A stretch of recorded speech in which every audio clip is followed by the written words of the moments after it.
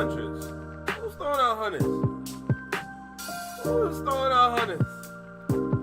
I like that. I like seeing that. Look at you warming up my heart already. Who's throwing out hundreds?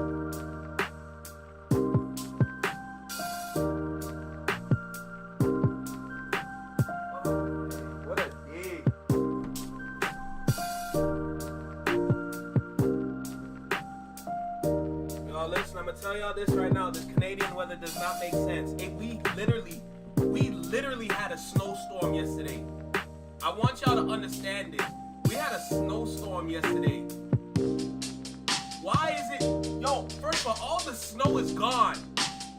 The snow is gone. It all melted. It literally, this is how the weather went yesterday. We had a snowstorm in the morning, and that snowstorm carried out to the afternoon.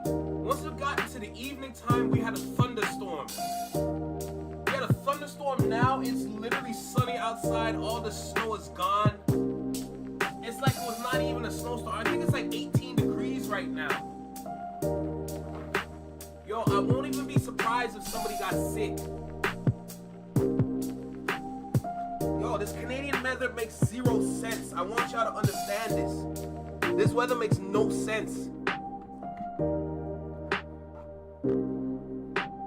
I'm telling you, bro, we had a snowstorm. What's good, Swamp Gal? What's good? What's poppin'? What's good? The guy who does things. What's poppin'? Let me just get some water real quick. I'll be right with you.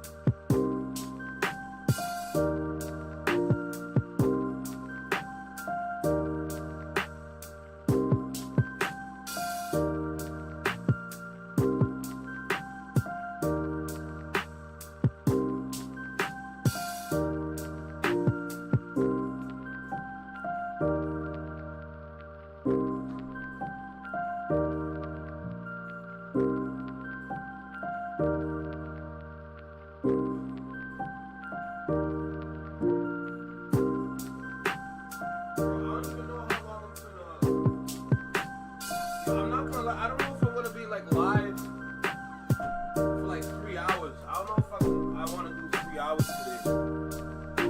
We'll see what happens though. Dude, the weather be bipolar more than a girl that's actually bipolar, bro. It makes no sense.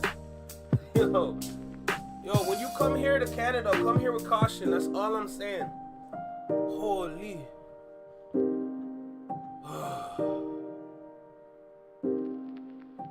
I'm forgetting something. What am I forgetting? What am I forgetting? I know I'm forgetting something.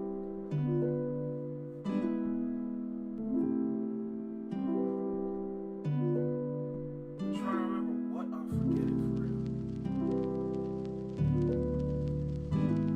Oh, jeez.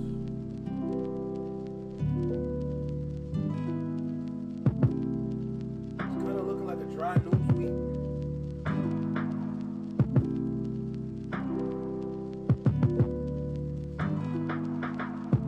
I kind of like that relationship convo we had yesterday. I'm not gonna lie. I feel like the best way to have those conversations is with the live chat. Because I feel like it kind of seems one-sided or something like that. I don't know. Just think about different ideas. Oh, jeez. Light's so bright, bro. Alright, Bumski. Let's get started. What's poppin', Lord Racer? That's my guy right there, bro. What? Alright. Let's get into today's festivities if we can actually find some festivities. There's not a whole lot, I'm not gonna lie.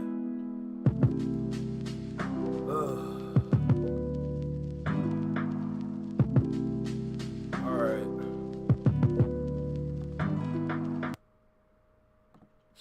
of that.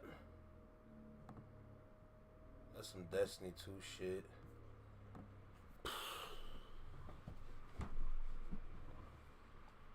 Yo, y'all think Drake is gonna win that lawsuit?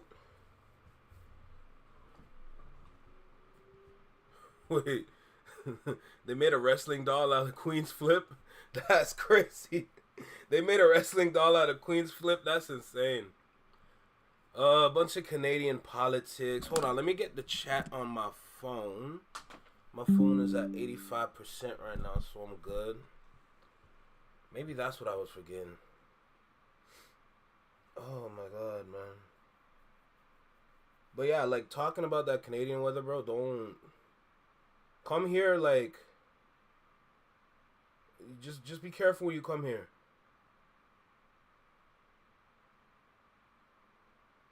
Why am I reusing the same thumbnail? I thought I changed the thumb.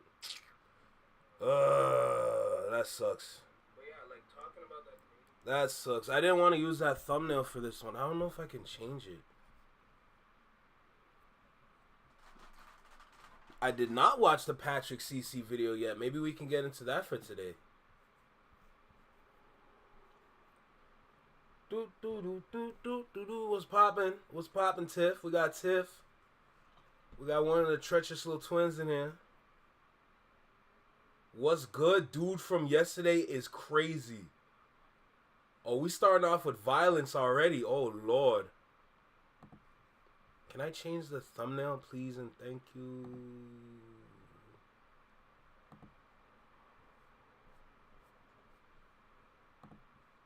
Yes, no, please. Please, can I change the thumbnail? No? Damn. I don't want that thumbnail. Because when I go to set up the broadcast, it shows me my old thumbnail, so I'm assuming that's the thumbnail I'm using. That's not what I want.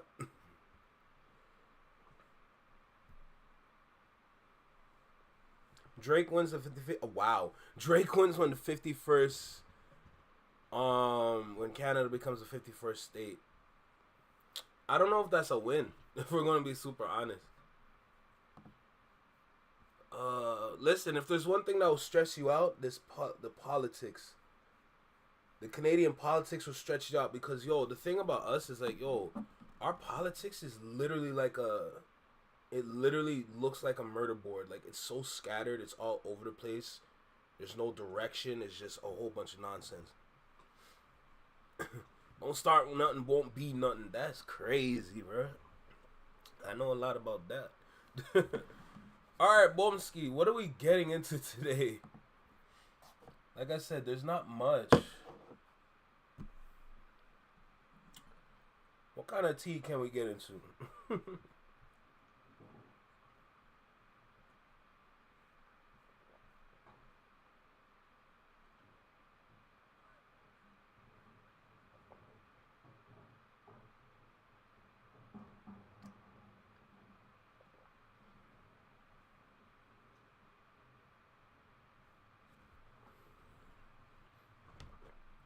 Y'all, I'm teasing, bro. It's not that deep for real. Alright, I might have some ideas as to what to watch. I'm not gonna lie. I have some videos saved.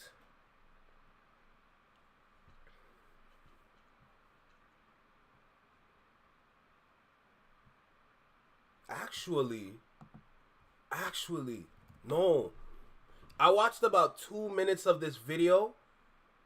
And I'm not gonna lie, I'm already on board with what he's saying. So, for this video, he's speaking about the label of PG Lang and how they're trying to include innovation on a wider scale within their own label. So not just keeping it music, but moving outwards, venturing out to like a technological base in any way they can. So I feel like what they're doing with the South Park, like, collab or special, it's kind of them branching out and saying we can also do this as well if we choose to.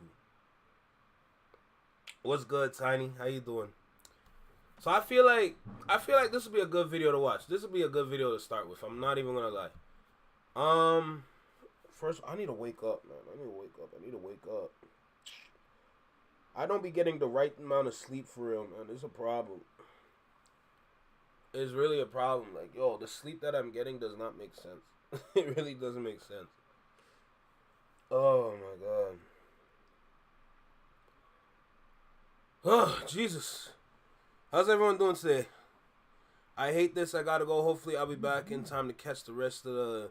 Hey, yo, don't even worry about it. If you gotta go, you gotta go. I hate the fact that I gotta. No, bro, I don't even have. You don't have to explain that to me. Don't even worry, bro. Come and go as you can, as you please. That's how it be. I always wonder if his background is real, but it's a beautiful view. Girl, come on. You know damn well that's not his background. You know damn well that ain't his background for real, bro. Anyway, so this is a good conversation. I'm not even gonna lie. This is going to be a good conversation. So I'm gonna go ahead and hit the record button. We are here again today on the Flex Your Mind Network. This is the first time I'm actually watching this channel. I'm not even gonna lie. My humble opinion. I like the name. You know. This video is titled Kendrick Lamar's PG Lang just proved it's bigger than music. Yeah. After what I heard, like after the little bit that I heard about like what 1 to 2 minutes, I said, you know what? This would be a good time to like react and just get my own thoughts about it. So yeah, let's go ahead and get into this. This girl said just go, dude. That's crazy. Oh my gosh. That's a green screen. But anyway, look, we're gonna go ahead and get into this video. You know we got an intro though. Listen, I know yesterday I didn't intro some of the videos. It kind of broke my heart, but like it's okay. It's okay. It's a learning experience, right? But let's go ahead and let's intro this real quick, all right? Let's go. Yo, right here. Right here in the small box.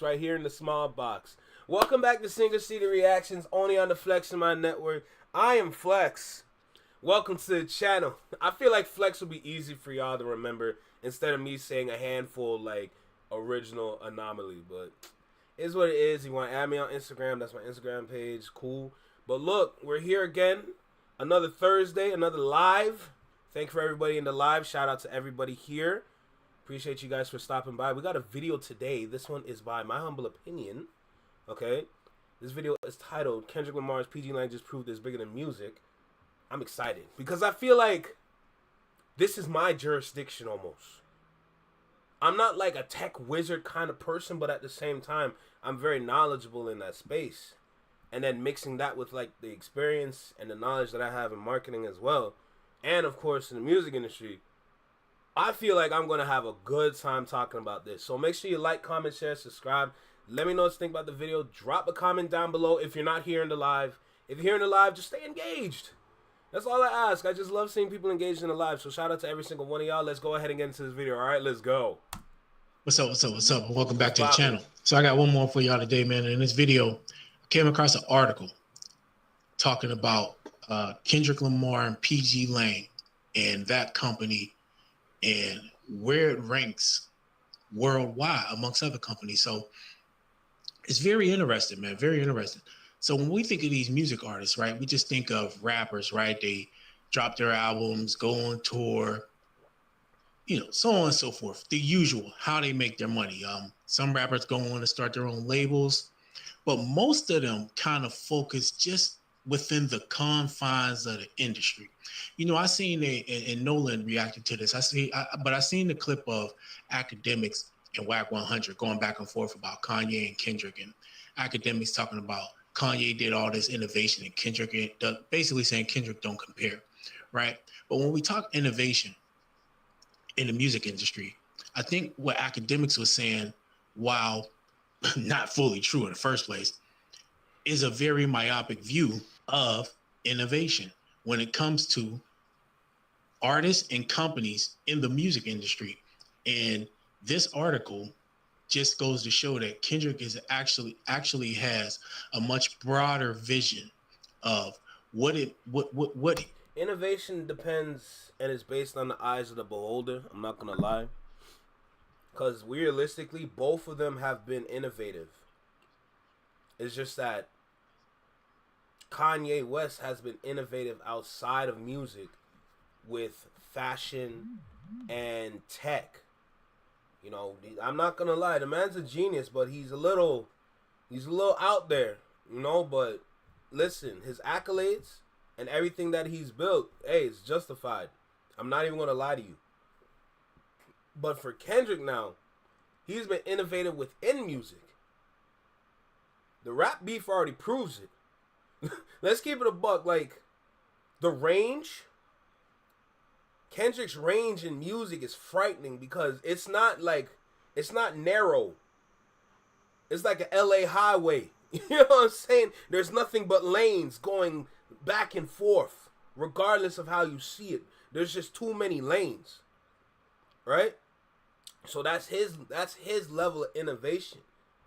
But to hear Kanye say that just shows that he's not really thinking too much about music right now. He's thinking about other lanes that are outside of music. But here's the thing now.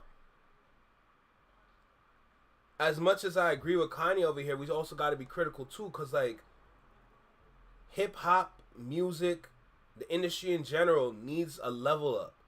It's begging for a level up. And Kanye would have been that person to make that happen. But because his mind is just so all over the place, I feel like he's fighting like 17 different battles at once. And he don't even know where to land. You know? Yeah, exactly. Kendrick said his life is not just rap, for real. And we're starting to see that slowly. We're slowly starting to see that. We already saw Kendrick act. He already got the acting thing out of the way. Okay, if any commercials that you see him in, or if you go ahead and watch Power, the episode, that one episode we have, that is an unforgettable episode, you know. So, like, just seeing Kendrick in that light, just seeing him act, just seeing him not be himself, like, nah, bro, that's very innovative. Absolutely. You know, but let's keep going with the video. We're just getting started with this. How he wants to not only impact music, but the world through not only his talent, but PG Lane. And so this gives us a little more insight into his and Dave Free's vision for the company and how they want to, you know, have that type of, how they want to impact people in the world through what they do through that company. So having said that, let's get over here and look at this article real quick. All right, this is Afrotech, but they're writing this article based on Fast Company's top 2025 most innovative companies. Now, if y'all don't know who Fast Company is, I know that magazine because I used to actually read that when I was locked up. Fast Company is a big business magazine. And I'll show y'all right here real quick. So Fast Company, the world's 50 most innovative companies of 2025. And we're going to go through that list in a second, but let me get back over here. All right, so PG Lane and Kendrick Lamar named the 2025 most innovative company by Fast Company as it looks to shape the future of tech and... Yo, real quick, y'all follow stocks? Because I'm not going to lie, most of the time when I was watching, I was just paying attention to the run by board over here. I dabble with the stocks every now and then. I like to see what's going on in the market, but, you know, just FYI type shit. Media. So once again, when you talk about impact, when you talk about innovation, it ain't just about sound and music or what new beats and what new type of things you can bring as far as that goes. That's one aspect of it. But another aspect of it is a much broader outlook, right? Because all these rappers up till now really get stuck in this same hamster wheel, right? But Dave and Kendrick seem to be looking beyond that and take their impact beyond the confines of just the music industry per se. So look, companies are increasingly blending storytelling, commerce, and technology in today's rapidly evolving media landscape. One such company is PG Lane, the multidisciplinary agency founded in 2020 by Kendrick Lamar and Dave Free. While it has often been described as a creative agency, PG Lane operates across multiple industries and platforms, from music and film to brand partnerships and live events, positioning itself as a hybrid model within the broader creative economy. And so that's what I said by having a much broader vision, right? It ain't just raps and songs and tours and things. So it's almost like PG... God... Yo, control your youth, man. What's wrong with these people? Anyway, it's almost like PG Lang is branching out in ways where, like, nobody would really think about when it comes to looking at a music or just a label in general, right? Oh yeah, absolutely. Kendrick and Dave seem like a once in a lifetime team. Absolutely, it's just two great minds coming together to build and create a lane for just innovation, right? To see them branch out in all these different areas is doing what a lot of other labels cannot do. There's a lot of labels that put themselves in positions where they unfortunately just have to be a label based on the people they work with, based on the company they keep, based on the people they keep, or like, you know, like the kind of people that are around the building, you know. And we already know what I'm talking about. When we get into this kind of business now, like, you gotta present yourself in a way where you can be marketable on all aspects. Remember when I was talking about all those lanes, like the LA lanes, and you got all these different lanes you can like cut into, whatever, going back and forth. That's kind of what I'm talking about here. You want to be able to like fluently, freely cut through these lanes with no issues. And the way that Kendrick Lamar and Dave Free have themselves set up is the ideal way to do it. That's just business. When you're in that kind of like realm, there's times when like you gotta put whatever you know, whatever you be about to the side. Because yeah, it might be cool to be or move like this. If you're in rooms where people wear suit and ties, you cannot come in there as you are. You're gonna have to switch up. That's why a lot of people be talking about there's a time and place for everything. And right now, there's a time and place where we need to make a change. It's interesting. I'm not surprised this is happening. But the only thing that I wish for is that more labels did this. Not saying that you have to abandon street culture, because street culture is where, that's what keeps hip hop hip hop. Don't abandon it, but there's just a time and place where things need to get done. Once you understand that, then you can move freely. It's going to take some patience and time, and you're not always going to get what you want, but you're going to get what you're deserved at the end of the road. Remember, they have grown up together, so they have been able to develop a much deeper understanding of each other's minds and person than the brilliant minds only coming together as adults. That is priceless. You are absolutely right. You're absolutely right. Sometimes that childhood relationship, that friendship, this is how you truly utilize it. If y'all really friends together, if y'all really cared about each other, if y'all really grew up with each other, doing things like this should be effortless. It's cool when you see other brothers come together and do what they need to do to make it happen for the culture. That's why I always look towards Earn Your Leisure. But we don't have a lot of groups like that no more. I'm sure there's more out there, but they're not substantial. They're making moves, but everybody's still growing in a sense. And then you just got niggas. You know what I'm saying? You got grown men making things happen or trying to make things happen, and then you got niggas just doing nigga shit. See what I'm talking about? Time and place? Anyway, we're only it's only 3 minutes in. Let's keep going. Things like that. They said from music and film to brand partnerships and live events, positioning itself as a hybrid model within the broader creative economy. So they're going beyond just rap and all that, right? And again, this is the top 20, the top 50 most innovative companies in the world. So this is Fast Company ranking the top 50, and they're number 15. I don't know if I said that yet, but they're number 15 out of 50. What's poppin', Based on the previous Afrotech report, PG Lang describes itself as a multilingual company, referencing its spoken language component and ability to communicate across forms: music, television, film, books, podcasts, and visual media. The company's creative outputs reflect this flexibility, leveraging cross-platform strategies to distribute content that resists traditional industry categorization. That's a lot right there, but just think about what they're saying.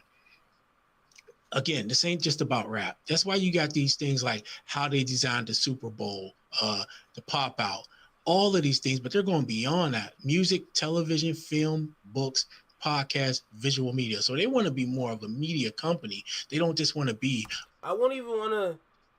You can definitely say media company, but I feel like labeling them as an entertainment company would be more substantial than just a media company. Because media, when I think media, I'm thinking buying and selling media, which is absolutely valid. But for the lanes that are going, because when you mention television and everything else like that, I'm seeing it more as overall as an entertainment industry, like an entertainment hub. It's not just music anymore. I feel like they got music on lock so well that they're able to branch out in all these other lanes freely because they take care of this one like it's their child, you know? So they're able to go to TV. They're able to create their own like ads or whatever. They're able to what else to say? Film, to go in all these different lanes. That's my take. I feel like entertainment would be better as media because I see media as like, I see it a certain way. They was squabbling Prius and blood, Pyrus and blood. Wow, I said Prius. Prius is crazy. They was squabbling Pyrus and Bloods. I won't disagree. I won't disagree at all. But you got to think about it though. I know there's like a bunch of like Bloods and Crips out there that are in their like 70s still gangbanging and all that. But yo, a lot of dudes be retiring around like 30, 35 for real, bro. When it comes to the streets. When you really sit and think about it, a lot of dudes be retiring at like 35 or so. So, hey, it's what it is. The dude with the long ass name. I've been here long and you're already working my nerves. That's crazy. Yo, Tiff, you kill me for real. A record label. And so I think that they see it as the traditional way that people have done things, artists, right? Creating their own labels. That's small thinking. Bruh. They're thinking too small and they're still thinking within the run that back again. Run that back. I want to hear that. The traditional way that people have done things, artists, right? Creating their own labels. That's small thinking. They're thinking too small and they're still thinking within the confines of the industry, subjugating themselves to the record labels, right? And so I think they want to get out of that. And that's why that was well said. The whole thinking small thing. Oh, KB Goes Live just dropped the video. I'm watching that after. Because that's about Adam 22. And I got words for him. But that was so well said though. Because you have all these, you know, as you get older, as you age as a rapper, the ideal goal is like, oh, I want to create my own label, which is cool. But like, nah, you're right. You're still thinking within the confines of the music industry. You're not branching out. You're not taking your own skill set and saying, I got the power now. Let's go do this. No, you're just keeping it close to home, which is cool. But sometimes you gotta go outside. You gotta open that door, you know? So I like what he's saying right there. They're going with a broader vision of a media company, a multilingual media company, as they just said. All right, so let's keep going. This approach earned the company recognition from Fast Company, which named PG Lang one of the world's 50 most innovative companies of 2025, placing it at number 15.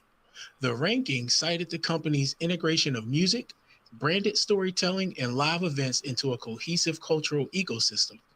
In 2024, PG Lang produced a series of projects contributing to its visibility in entertainment and tech-adjacent sectors. One of the most notable releases was Kendrick Lamar's single, Not Like Us, accompanied by a music video co-directed by Lamar and Free. The video was filmed in Compton and used minimum production in favor of neighborhood-based visual storytelling. The song went on to top the Billboard Hot 100 and broke Spotify's record for the most streamed rap song in a single day, Fast Company reported. And so now we really get more insight into why Kendrick has been so involved in all of this production and all of these visuals and everything. I see what y'all did. That's so... It's so wicked that they put that there, or they use that as their main statement or their main selling point. You're kind of evil for that. Because through our eyes, we just saw it as like, this is a rap beef. You know, in this rap beef, he did this, this, and this. He made a song. He like it went back and forth. Drake put out this song and this song, which made Kendrick put out this song and this song. And when Drake put on this song, Kendrick immediately after put out this song. And after Kendrick put out that song, he put out this banger. And the reason why it did so well, because of, if you look at all the other songs in the past that started this is the one that came out on top. This is the one that won. And the reason why it won is because of these different visuals that you see within the video. So when you see this, it's like, oh, okay, cool. Cool. Like, no, it makes sense that he won. You know, he is the better rapper. He has way more creativity. And he was innovative at the time by keeping it traditional, by dropping the track, letting the track do what it needs to do. And by capitalizing on the track, you drop a video that goes with it, instead of doing it the other way around. Because usually when you drop the video and then you drop the track, it's not going to work, Drake. But mama, that was wrong. Now, he didn't need that jab. He didn't need that jab for real. But my point is like, the reason why I say it's wicked, because like I said, through our eyes, it's just a timeline. But the way they presented it as a presentation to probably like some Silicon Valley people. And then they look at it, because remember, people in Silicon Valley, they don't even know what's going on in the rap world for real. They just turn on their TV, they go on YouTube, and they watch. They don't do nothing. So if you present it in a way where it's like, look, we're really creating innovation by doing this, this, and this, and we're trying to elevate and reach new heights so that we can eventually branch off and create a music label into something more than just a music label. You know, presenting it as that, all of a sudden they're like, oh, I never really thought of that. You know, it's not a bad idea.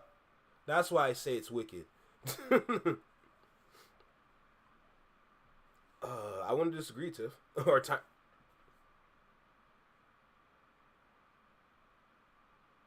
Let's keep going. Like that up until this point. You know, hey man, who knows? One day, maybe Drake and OVO will hire out the service of Kendrick's media company. They should have used them for that damn video. Anyway, I'm getting off topic. I digress. Shortly after the song's release, PG Lang produced the Pop Out, a concert held on Juneteenth, 2024 at the Kia Forum in Inglewood. The sold-out event was live-streamed through a partnership with Amazon, making it available globally via Prime Video and Twitch.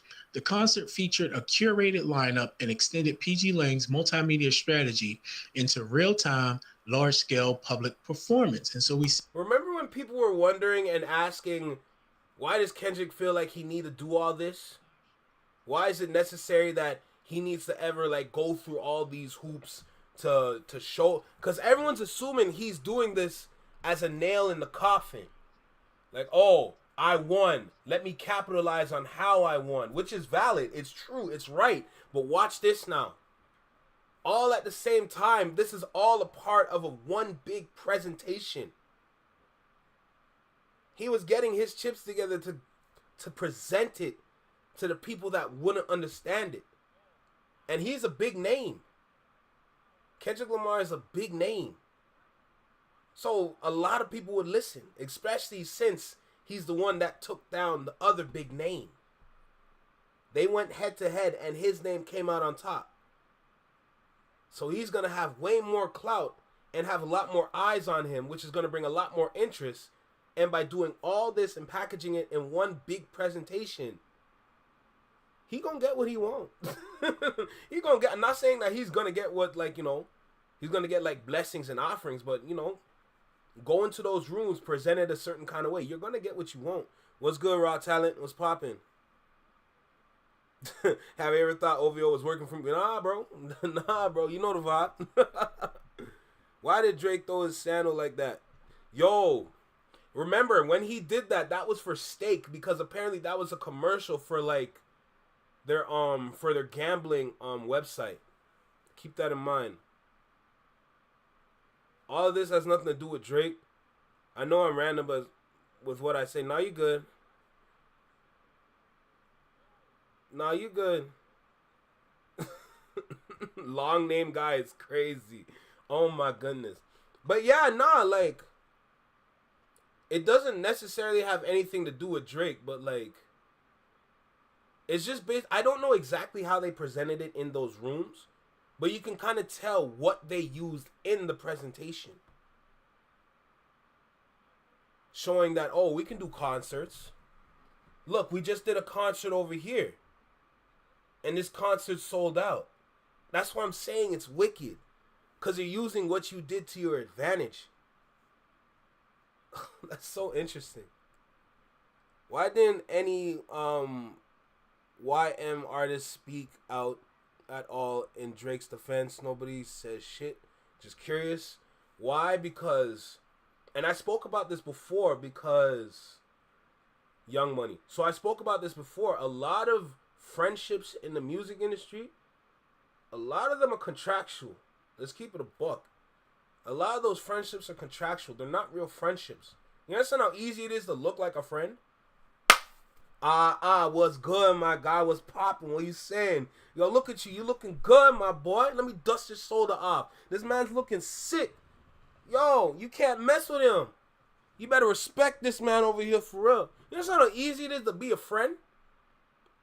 Especially if money is involved? That's the easiest thing to be in the world. I swear to you. It's not hard. But there's a difference in between being a friend and being real in the industry. Anybody can be your friend. But you know what they say. You only keep real niggas around you until they're not real no more. I hope that makes sense. You know, PG Lang was in the works before this beat. Oh, absolutely. Absolutely. I don't disagree with you, but that's what I'm saying is it's kind of wicked because they're utilizing events in the beef to kind of boost themselves, which is what you're supposed to do. But like the way I see it, I'm like, bro, y'all are slick for the way you're presenting it. Cause we know how this went down. It was like a big moment in time, but when you look back at it, I'm like, bro, this never really needed to happen.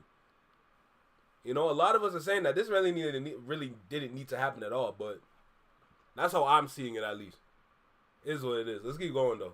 See, again, these things were the brainchilds of both Kendrick and Dave. And this is big time, man. This is big time visionary shit, if you ask me, man. Yep. Again, they're going outside of the confines of the traditional setup. Become an artist, you know, make your money, get your. Oh, we got a net. What the hell is this?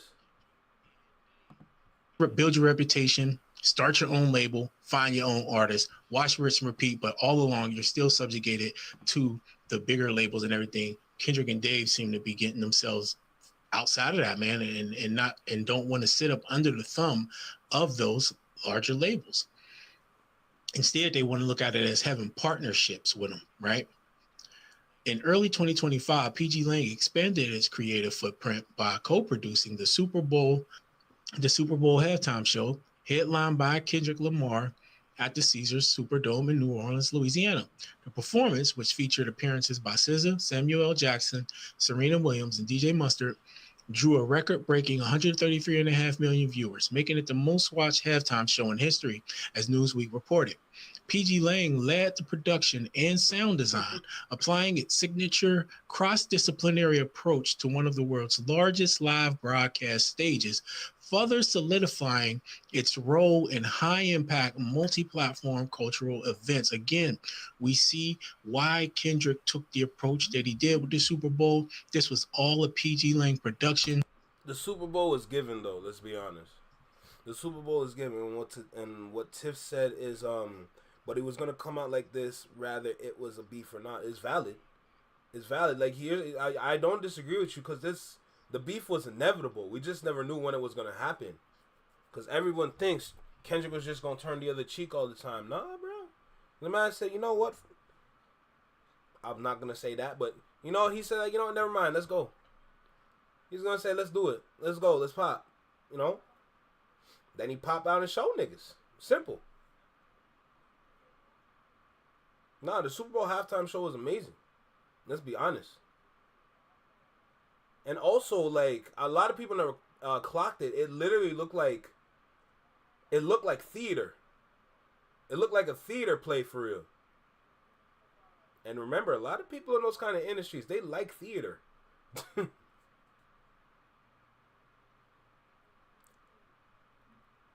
Listen, the lawsuit is a whole lot of back and forths. It's a whole lot of just nonsense put together on pieces of paper. You just gotta be mindful. Or just take a little, just read a little bit. Just take some notes and understand why this is happening. I understand why this is happening.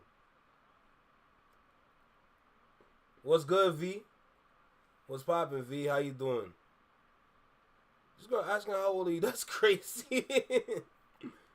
Yo, that's why Drake is furious. He was going to do the same, use his own win as leverage to raise contracts, as you should, but his was an L. Yo, and to what V is saying, I 1000% agree with V, because we know for a fact whatever is happening right now, if Drake would have won, it would have went the opposite way, minus the lawsuit though, right?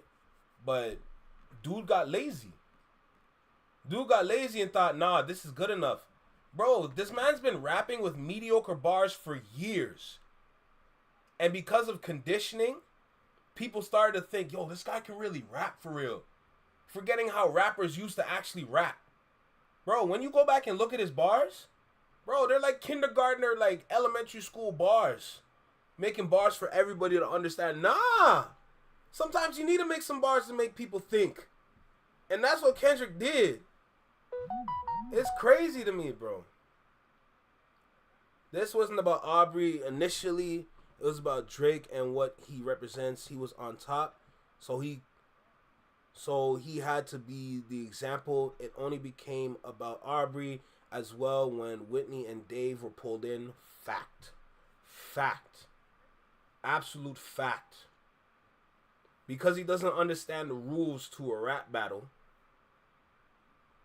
This guy used the same thing that he did against the person that he lost to and expected to win because he didn't know who Kendrick Lamar was. This man says he studied rap battles for a living. You might have studied the rap battle, but you never studied your opponent.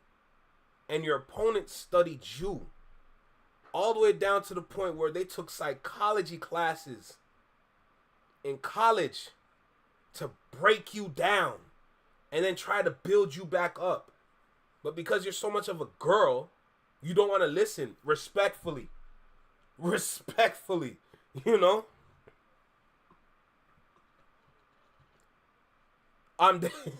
You get Robux ass bars. That is hilarious, man. That is so hilarious. All right, let's keep going, though. There's a lot of video we got to get through. Is he actually?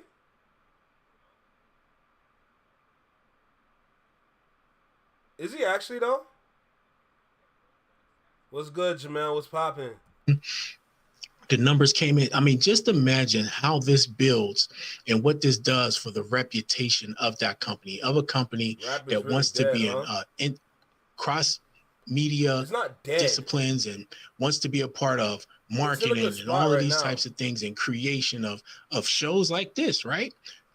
This lends credibility to that, because if he's willing to put his own shows and things like that on the line and show people what can happen when you work with a PG Lane and Kendrick Lamar and Dave Free, I mean, I think they proved the concept, right? Up to this point, between the pop out and the Super Bowl, you no longer need a proof of concept when it comes to PG Lane at this point. PG Lane has also expanded into brand storytelling. The company has produced campaigns for Cash App, including one where billionaire investor Ray Dalio delivered investment advice that Kendrick Lamar translated into more accessible terms. Another featured rapper, Doechii, discusses personal finance from a barbershop chair, a scene designed to situate financial literacy in everyday cultural settings. These branded projects combine direct messaging with non-traditional advertising formats, focusing on cultural relevance rather than standard commercial scripts. And I didn't even know that they had done campaigns for Cash App. So they already got some good partnerships with some big companies. According to PG Lane co-founder Dave Free, the company applies a development method he refers to as break and repeat. a process that involves refining ideas through critical iteration before public release. Once there are no more holes to poke, I feel comfortable putting it into the universe, Free explained in the Billboard report. This methodology is consistent with startup culture principles where prototyping and feedback loops are central to innovation. Wow. Wow. This whole paragraph right here, that whole paragraph right there that's money. That's money. Holy. See, that's what I'm talking about with the innovation. These are the things that you need to do. Sometimes you're going to have to blend different things to create something new. And he's literally describing that as a process for how they create. I wonder what they got in the tuck. I'm actually curious as to what they got in the tuck. What's good, Quickie? What's popping? Okay, so you think hip-hop is dead. It really is three main topics, Drake, Kendrick, and... Nah, hip-hop is more than that. See, that was what I was talking about a while ago when it comes to the people at the top. I don't need to make it about Toronto anymore for that topic, but, like... Because the people at the top have been around for so long, it's a lot harder for the people building themselves up to get to that level. You know? What's it called? Sir? I think Sir and No ID have a collab project. Bro, the whole project is hip-hop. The whole project is hip-hop, and it sounds amazing. It sounds amazing, mixing that old with new. But advancing it forward. I feel like there's so much more we can do for real. But because we don't understand so much, or we don't take the time to understand, is the reason why we are stuck. But these two individuals, they're taking the time to understand, like, yo, we could do more than just this. Because we have so many of us that do this already. Why do we need to contribute to this even more, knowing that we can rely on the younger generation to make music at that level so that we can focus and work and figure out what we can do for other lanes to build different, like, substantial versions or substantial blocks of this base. You have PG Lang as a base. You want to go into film. You guys can put the work in to go into film, since you don't need to rely on this so much. You guys are already hit makers. Let's be real. When Bodies drops, I know all I'm saying is Bodies is gonna be a hit. You can't tell me otherwise. He already previewed the song twice, and we've been needing that song. But that song's also gonna come along with a project. Bodies is gonna make some waves that are gonna be dangerous. But let me get back to the chat over here.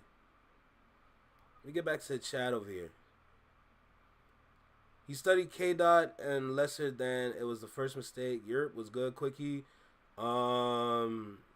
Drake seems to think talent somehow relates to height, which is dumb of him. Facts. No, but actually, is there an age? Okay, I'm not dealing with the whole age thing, bro. This is ridiculous. Is he of age or not? Because they're busy worrying about someone else and what they're doing. Fact, Tiff. Big fact. As of right now, it is, to be honest. Yo, it is not. It is not dead. It's just that, okay, the way the hip-hop conversation, the same way how we're talking about if hip-hop is dead or not, is the same way how we're talking about if R&B is dead or not. It's literally the same concept over again, just with a different genre. It's not dead. It's not dead. We're just not looking. The answer is not changing. The same thing for R&B is the same thing for hip-hop. The tracks are out there. We're just not looking. That's it. That's all it is. Trust me, when people used to say hip-hop was, or when R&B was dead, I'm like, really? And then I go start typing in on Spotify and start looking and searching. And I found tracks. I'm not talking the traditional tracks of today. I'm talking people taking the vibe from the 2000s and the 90s and making it their own sound for today. There's plenty of people doing that. There's a whole plethora of them. There's playlists out there of people you've never heard of out there. It's just that they're not popular. That's what I'm talking about. If you're going to only focus on the 3 people at the top or whoever's at the top, especially with Drake, because he's been gatekeeping. If you just focus on these individuals, you're going to drown out everybody at the bottom, which is going to make it harder for people to climb. That's why when you have a friend in a city that's dropping music and you see them quit, I wouldn't even be surprised, because you understand how hard it is to get to the top now? It is so much harder to get to the top. And we're not even talking about back in the day. Back in the day, it was hard enough. But today, knowing that you have all these different possibilities and tools and resources that you use and it still doesn't work, yeah, it's tough as hell to get to the top now. It is tough as hell. I know I'm looking for sure. If he's under 18, he gotta go. I ain't gonna lie. I'm telling you, bro, big gatekeeping, no cap.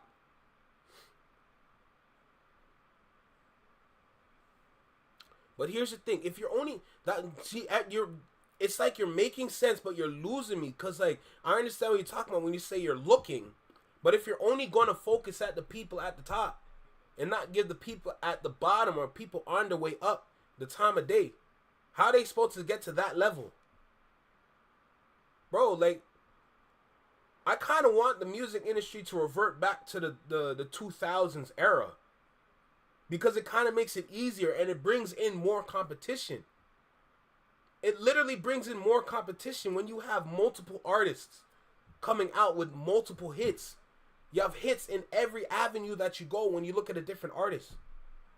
Go back to that, because it made things easier. The reason why they made it like that today, where all the hits are coming from one person, is because it's easier to manage just one person. And it's a lot less annoying than managing all these different people. If you keep everything in one home, where all the hits come from, it makes lives for everybody that works in the music industry so much easier. That's why you see people like 50 Cent, you see people like Lil Wayne, you see people like Kanye. Mind you, these are all businessmen. Okay, they're barely in the music industry except for Kanye, but his brain is too all over the place. But like, if you continue to support the person that was making all the hits, it just goes to show you what you're really after. They're trying to continue to make their lives easier, so they don't have to put in all this extra work to make things happen. That's the thing. I ain't gonna lie, it's gonna be hard for me to keep up with this chat. I ain't gonna lie to you.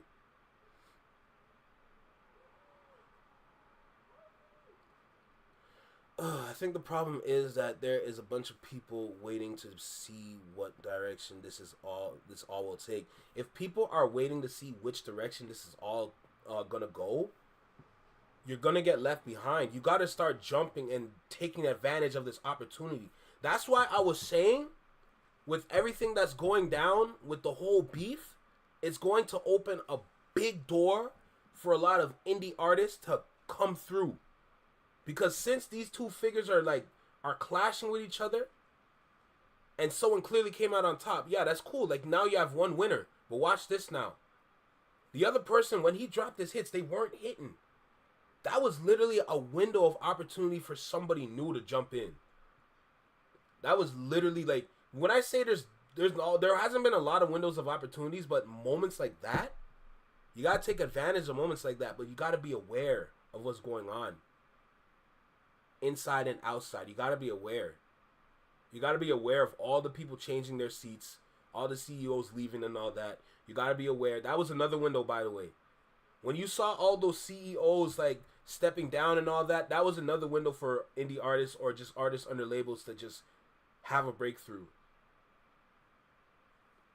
That's one window, but the other window was when Drake fell. When Drake fell, that was another window too. Just put that out there. So it's all about, you gotta, in the music industry, you really gotta know how to seize a moment.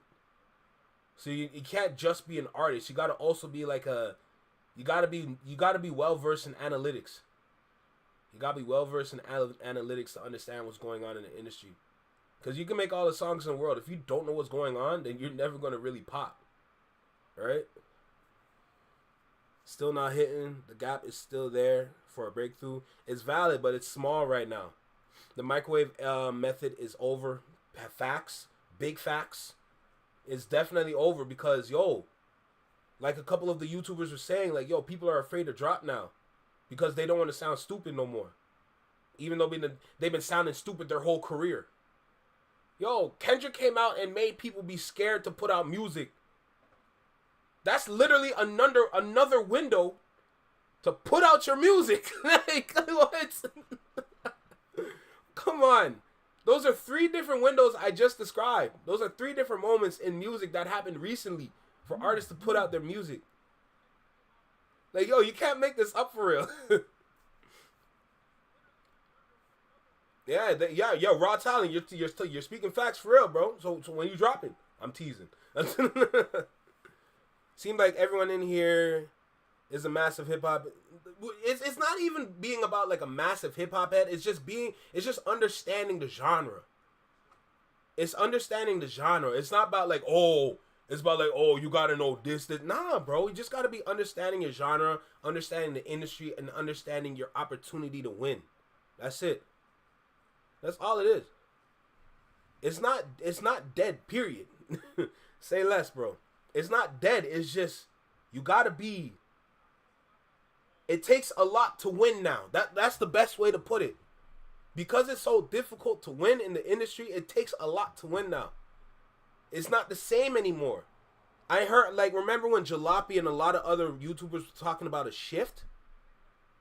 That's the shift. But the shift is bigger than what you think. It's not just a shift in sound. It's a shift in work ethic and shift in how much work you got put in now. Lyricism, that's valid too. No. Lyricism definitely matters. You know, but like that's just that's also a perspective thing too. Vori dropped? It's Thursday. When did he drop? The shift is people not dropping? No, that's not what I'm saying. The shift is the shift in sound. All the... How do I describe it? All the TikTok music. Everybody was loving all the TikTok music and all that. That's cool. But we're shifting back to more traditional sounds with hip-hop. With what you said, lyricism. Bro, I gotta check out Vori, because, yo, the reason why I'm such a Vori fan is because of 2 songs. He had a song with Friday that I loved, and also Vori has a song with Meek Mill off of his EP that I love too. Those 2 Vori songs are the reason why I'm a Vori fan. And Vori and Friday are like, they're so much alike. If we're gonna be really honest. And I have love for both artists. It takes time to release quality. That's what artists starting to realize. Bro, artists should have been realized. But that just goes to show you that a lot of people weren't even dropping quality work. You got to think about that as well. You know? Let's keep going, though.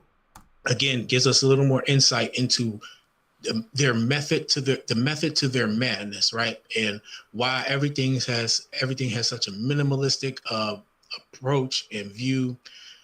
And I don't always agree with it myself personally, but I can understand a little bit more and appreciate it more. And it helps me. I understand what you're saying. I get why you say false, but here's the thing. Based off of what you just said, which is true, why did it last for so long is my question. That was going to be the new wave.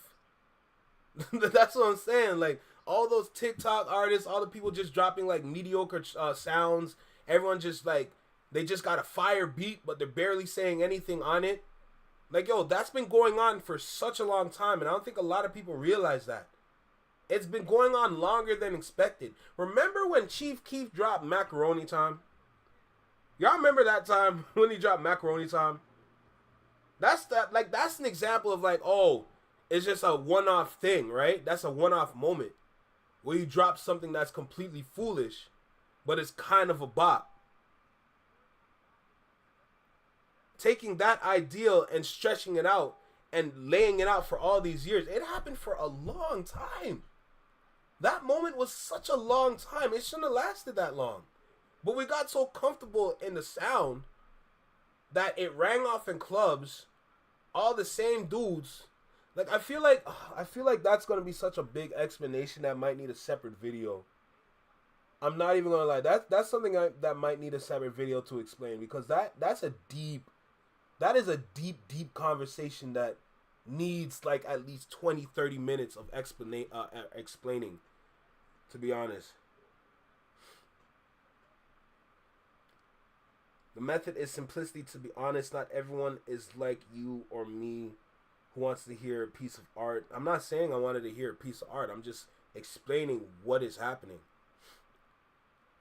Drake is not going away no matter how many people feel. It's not about going away. It's about, like, is he going to change?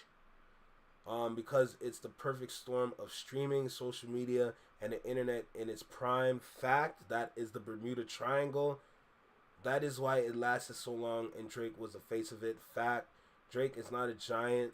He has been gatekeeping and stealing talent like Space Jam. Facts, he's one of the monsters. He controls entire country of talent. Exactly. Canada is okay now. We gassing the ting. He's definitely a giant. Bro, you're not getting it, bro. You're not fully grasping what we're talking about. You're not fully grasping, because for you to say that, you kind of didn't really understand what I was talking about with the whole gatekeeping thing. Because raw talent understands when it comes to the gatekeeping thing, and I understand the whole thing when it comes to the gatekeeping thing too. And I also understand when it comes to Toronto talent, we don't have the kind of talent that's going to be substantial to make the change or to take over when Drake is gone. All right, I'm going to let y'all have y'all conversation, though. Let's keep going. Understand where they're going with it. And I guess over time, we'll see how successful that approach is, you know, as they begin to apply it to different things and maybe even other artists and different types of media. The company's design sensibility extends to its digital presence. PG Lang's website contains no mission statement or detailed descriptions, only a list of action verbs. This minimalist approach reflects what Free calls a no-yapping policy, a philosophy that emphasizes output over explanation. Yeah, I mean, you even seen that during the battle, right? No talking, none of that. We ain't doing no explaining. We ain't doing no talking. It's just diss track after diss track. Everything, right? Even post battle, no talking, pop out. No talking, maybe he do an interview. No talking, Super Bowl. No talking, GNX. Output over explanation, and Kendrick has been shot. That is a good thing to follow. That is such a good concept to follow. The no yapping policy, that is an incredible policy to follow. It just shows maturity. They're doing everything they can to get something out of you, and you're keeping it music.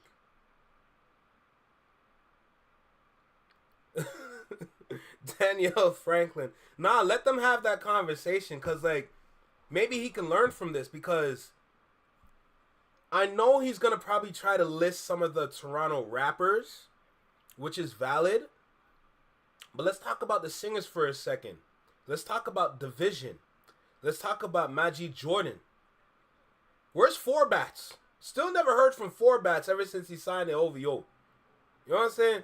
What's going on with Four Bats? He had a couple songs that went nice, but I haven't heard from him since. You know? Talk about those artists. Because I can't really look at Toronto rap right now because of the representation that we have. Courthouse Karen, I'm so dead. Alright, that's my fault then. Division is putting out mediocre work. He was for a bit, actually. Four Bats was actually signed for a bit. Not an example of that. He ain't been explaining shit. He just been putting out the work, putting in the work. We see him in the picture right here, right? PG Lang's work has also taken on a global dimension. Through a partnership with Global Citizen, the company... Yo, Big Dog, don't put Party Next Door and Chris Brown in the same sentence like they're the same level. Don't do that. And Division can outperform Party Next Door. Stop. Yo, see what I'm talking about? Don't try me. You don't think Division is better than Party Next Door, knowing that Party Next Door can barely sing? Bro, stop. Stop. Division? Stop it. Stop it. You know better. You know better. Me neither. He knew here. But you know better. I can literally compare their songs right now. Party Next Door is not better than Division in any way. Party Next Door is barely mainstream. Let's keep it a stack. Let's keep it a stack. Anytime I mention Toronto's top artist, I don't mention Party. He's not done enough work. And the way he got used on the Drake album is it just shows that you're not main.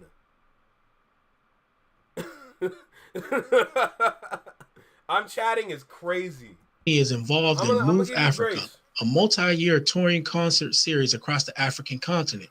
The series is intended to promote economic opportunity through creative production and artist engagement. This project expands PG Lang's influence beyond U.S. markets and situates its operations within broader conversations about cultural development and the global creative industries. I didn't know that they was involved in that either, man. And so, you know, this whole narrative of Kendrick, what is he doing? What is he giving back? This is it right here, right? And this is just some of the stuff. But again, they're not just thinking, oh, we're going to do turkey drives in the neighborhood or in the usual small, good things, mind you, but the usual things that people do. And then they like, oh, that's enough. They're doing things on a global scale and it's impacting people on a global scale. So when we say influence, this is what we mean by influence, right? To be able to influence things on a global scale. A separate Billboard report noted that Kendrick Lamar is under consideration for performance at the 2028 Summer Olympics in Los Angeles. While no formal announcement has been made, sources cited PG Lang's recent activity, particularly the pop-out and the viral impact of Not Like Us, as contributing factors to Lamar's rising visibility as a potential Olympic performer. If selected, it will mark a shift in how large-scale global events consider artist-producer relationships in performance planning.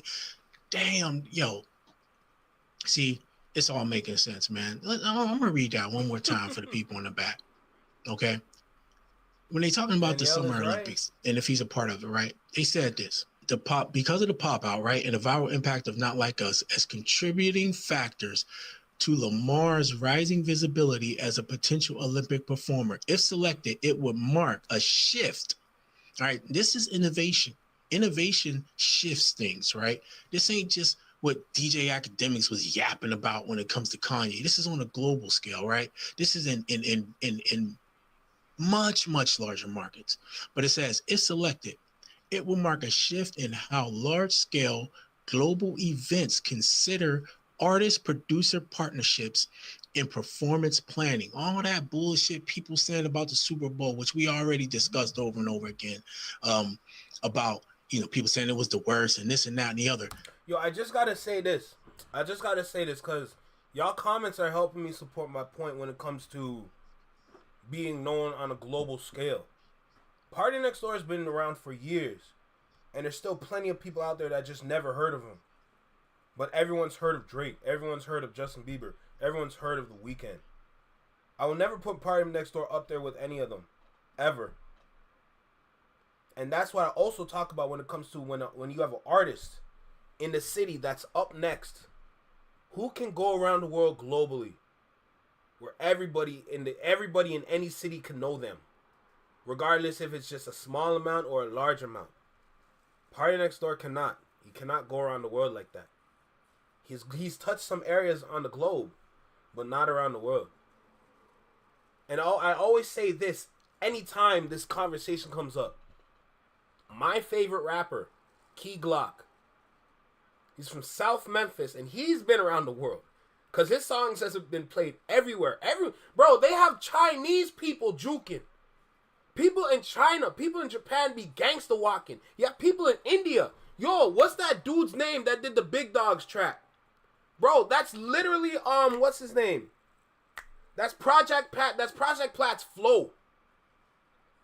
How did Project Pat make it all the way to India? And you got Key Glock making it to India. The world was gangster walking. Juking, gangster walking, however you call the dance. Either way, that dance, they were doing that for real. And it's not just in Memphis.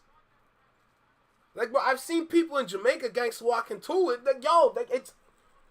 Come on, let's wake up, bro. We need to develop people in Canada, because how do we have a whole country and we only have about 5-6 artists that we are comfortable to let them go around the world? But then you have America, there's a plethora. Like, there's a plethora. Like, Canada needs to do more work for real. We need to do more work for real. We don't do enough work in the booth. He ain't mainstream enough, bro. He ain't mainstream enough for real. I'm gonna pay you to host a party on your... That's crazy. That's crazy. Oh, that's crazy. A release party? That's wild. Bro. No, you gotta be critical. If you're not being critical, you're running from the truth. There you go. Let's keep going. Look at the impact that had. Look at the impact that the pop-out had. The design, the artistry, everything, how they planned it, everything. Look at what it is leading to.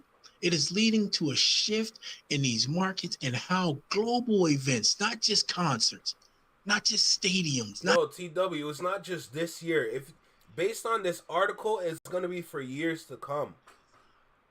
Literally, based on this article, it's going to be years to come for real.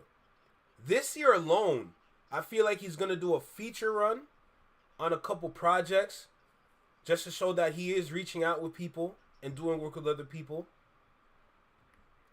But this, what they're building here, something outside of music, is going to go on for years, bro. It's going to go on for years for real. This really going to put Los Angeles on the map. That's a fact. Not just that small time shit. That's all good. But how global events like the Olympics, how they consider artist-producer relationships and performance planning. It's big time shit, man. Although still relatively young, PG Lang's mom. I feel like me and Jamel be seeing it from two different angles. Maybe that's why there's such a disconnect. Because I'm not looking at as like, oh, you've heard his music, he's an artist. Like, his music's popular, everyone sings it. I'm looking at a different level. I've been looking at this from a marketing level, and marketing, like, speaking from that level, speaking from that, like, area, it's not good enough. Honestly, a lot of these examples, a lot of these people I'm talking about, I'm referring to them from an advertising and marketing level. Because that's what it takes to be famous now. You know? You can have the most talented person in the world, but if they don't know how to utilize themselves properly, it's not going to work. That's how I see it. Model offers a distinct approach to content production and platform development. Rather than scaling through a single medium, the company distributes its work across sectors, combining entertainment, brand marketing, live performance, and global engagement into a fluid operational strategy. Whether PG Lang's approach will influence other media and tech-adjacent ventures remains to be seen. Still, its emergence highlights how hybrid creative companies increasingly shape the boundaries between art, commerce, and infrastructure in today's innovation landscape. All right, and now let's go over here and we're going to look at the companies that they're up against. And this is actually the Fast Company site, okay? And we'll read this. As the world shifts and industries transform, the most innovative companies aren't just keeping up, they're setting the pace. Fast Company's annual look at the most groundbreaking companies in every industry and across the globe offers a snapshot of innovation today and a playbook for the future. Danielle, the companies on this year's top 50 list are making what once seemed impossible a reality. All right. Now, let's see. They got Waymo, NVIDIA. So let me get this right. PG Lang is on a list with NVIDIA, Nubank, the WNBA. Let me see who else. Nubank, WNBA, BYD. These are some big companies, bro. Abridge. Duolingo? Salora Luxita. I don't know what the hell that says. Rocket Lab. Duolingo. YouTube's at YouTube? number 11. DeepSeek, that's the AI. Canva is at 13. Is that Notion, and Norton? then PG. Oh, that's not Norton. That's something else. But yo, what? Yo, what are they working on? Yo, YouTube is number 11. What are they working on? Yo, that is crazy. Oh, they is that Robin Hood? Yo, PG Lang, bro. Yo, wait. PG Lang beat Robin Hood? What are they working on? Lang sitting right here at number 15 for building a creative empire, because they give the reason for each one. Even when you go up to YouTube, it says for ushering internet creators into the living room, DeepSeek for sharing his AI efficiency. So PG Lang is for building a creative empire. Nice. And I ain't about to go through all 50, but you see the top 20 is right there. All right. So look, man, I just thought this was an interesting story that I would bring to y'all. It gives us more of an understanding of Kendrick and Dave specifically, right? And their vision. NVIDIA? The WNBA? YouTube? And PG Lang is 15?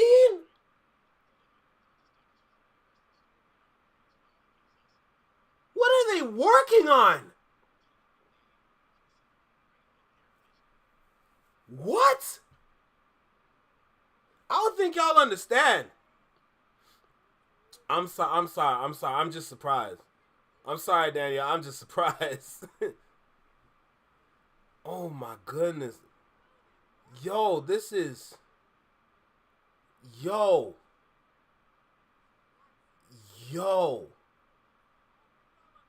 I don't think people understand for real. Yo, wow.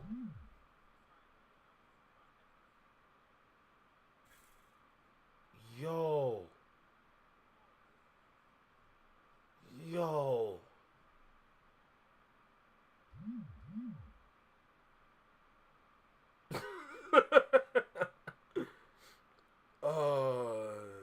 Taking reaction requests. That's hilarious. Because I said keep your music to the side. People coming in with reaction requests. It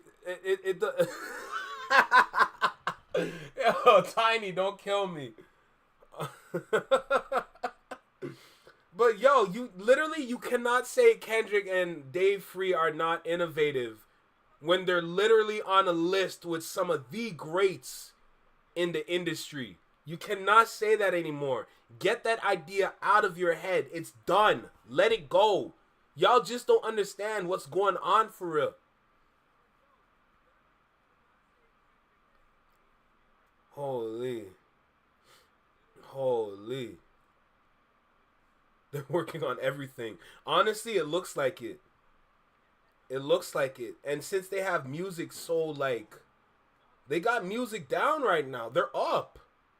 And when they're down, they're just going to focus on music again. Yo, that's incredible. Not just for their careers, right? Not just for Kendrick's career as a rapper. And many people might think PG Lang is just about another black record label that, whatever, the traditional bullshit. Well, it's more than that. PG Lang is more than that. They said it's a multilingual company. Multilingual, okay, referencing its spoken language component and ability to communicate across forms: music, television, film, books, podcasts, and visual media. So there we have it, man. So PG Lang is on a different label. This ain't just a different level. This ain't just a record label. And it's almost like you're taking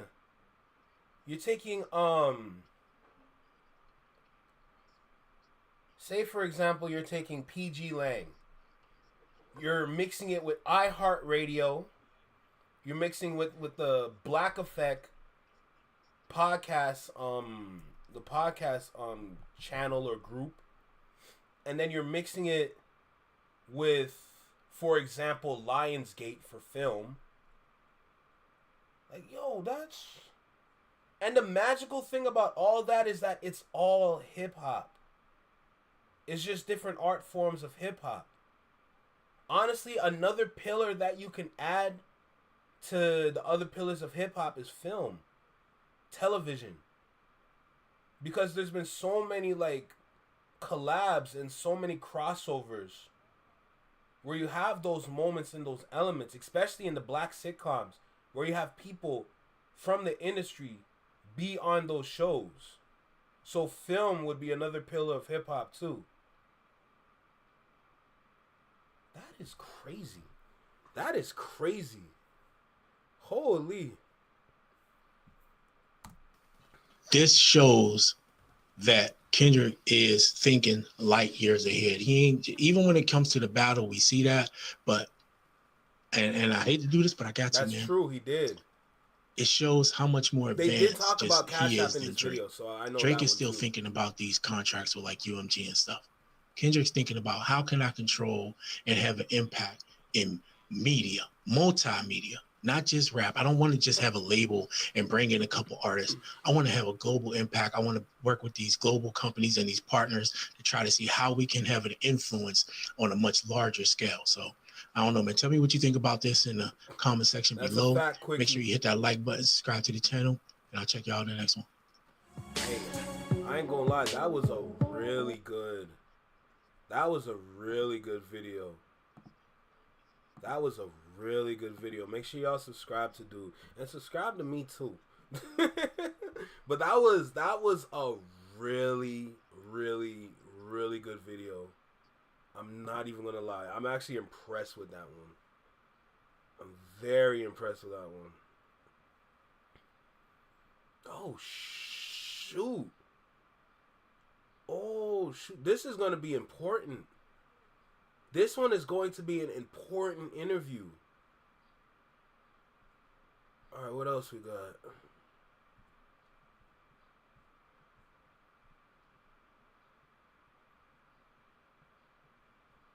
See what I'm talking about with clickbait?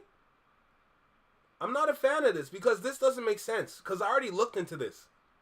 We literally looked into this yesterday. There's nothing about winning or nothing.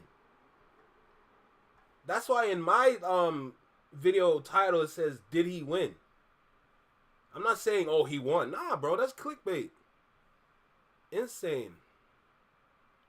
George Santos speaks on Ye is insane.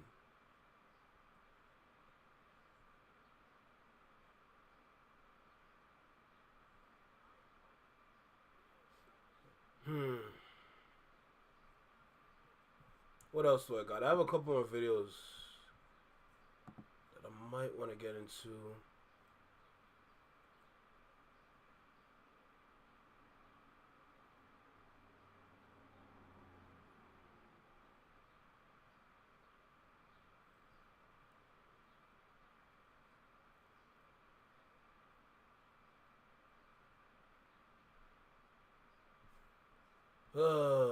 Like I said, it's a slow day.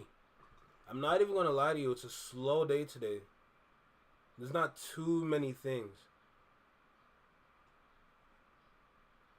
What's this one? False claim. Yo, y'all want to check out Big Kish? Y'all want to check out Big Kish? Let me know. I kind of curious about this video right here. Mr. Yo, yo, yo, yo, yo, yo, yo. What? I'm gonna check it out.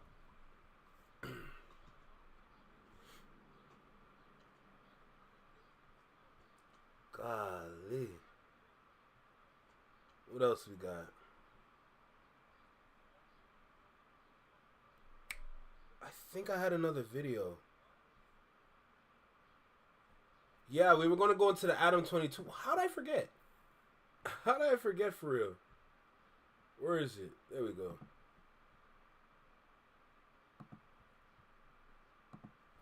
There we go. We're going to get into Adam 22 now.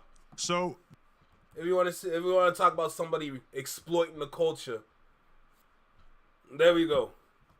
So let me. Wow, that was like an hour long. That's crazy. All right, so let me go ahead and hit the record button.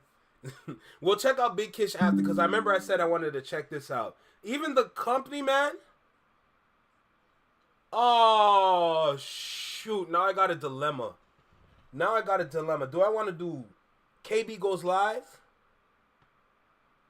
Adam 16 is crazy. Do I want to do KB Goes Live or the company man? Damn. That's actually like... I kind of want to do the company man now because he literally just dropped. And I don't want to do both because I feel like it's going to be the same thing. Nah, what did Wacko 100 said about Adam 22? I kind of want to... Yeah, yo, Tiff, I literally just saw it because I swore he just dropped. I just saw the notification.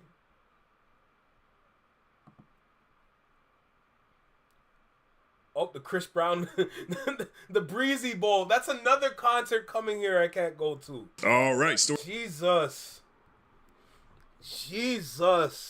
There's too many concerts going on. Then I heard Rolling Loud. Rolling Loud is supposed to come to Toronto. Yeah, that's raps. That's raps. What? That is Rapski. Oh my God. I'd want to go. Honestly though, between Chris and Rolling Loud, I go to the Chris Brown concert. I'm not even gonna lie to you. Because there's a reason why. Because for Rolling Loud, the time when it came here in Toronto, a lot of the artists that we wanted to see weren't even allowed to go across the border. They weren't even allowed to go across the border for real.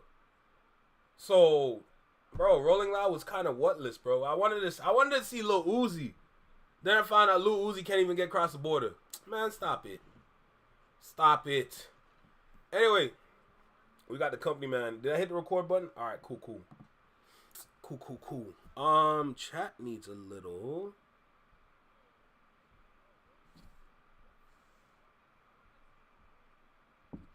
Need to update the chat real quick. Boom. 1 second applause is hilarious. Also, Big Zo did a good video on Kendrick's timeline from 07 to now. I'll check it out.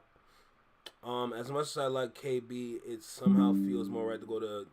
See, that's why I went here. You know what I'm saying? That's why I went here. I never watched No Jumper. Let's make it clear. I've heard of it. I've seen clips, but I never sat down. The reason why I heard of No Jumper was from Chiseled Adonis. That's why. Chiseled Adonis talked about some of the people that they had on No Jumper. And that's literally the reason why I heard of them. Still never watched an episode. Never watched nothing from him. But anyway, we're here with the company man. Mr. Justin himself. Justin Hunt himself. Shout out. Appreciate you. Can't wait for the next culture conversation y'all have. Same with Curtis Can't wait for Culture United. You know what I'm saying? I can't wait for that. I can't wait for that from either of y'all, no matter. But look, we're here. We're live currently. Shout out to the chat. Thank you for stopping by. I appreciate every single one of y'all. Always. Let's go ahead and get into today's festivities, all right? Let's go. Yo, right here. Right here in the small box. Welcome back to Single City Reactions, only on the FlexMind Network. I'm the original Anomaly. Welcome back to the channel. That's right, we got the company man here today. This video is titled Adam22 Says No Jumper is Going Broke. I thought that was an April Fool's Day thing that he did. I swear he dropped that video on April Fool's Day. That's why I never paid it no mind. But I guess I was wrong. But look, y'all know I like to talk too much. Make sure you like, comment, share, subscribe. Let me know what you think about the video. Drop a comment down below. Let me know what you think about the reaction. With that being said, let's get into this. All right, I want to learn. I want to learn from this, man. Tell me what's good. All right, story number three. Big shakeup. Big news coming out the rap media front. Rap media front. No Jumper. Adam22 dropped a video on the No Jumper channel today, and it's called No Jumper is Going Broke. I swear it was April Fool's Day. And so we're going to take a look at it and react to it. But I have a lot of thoughts on this.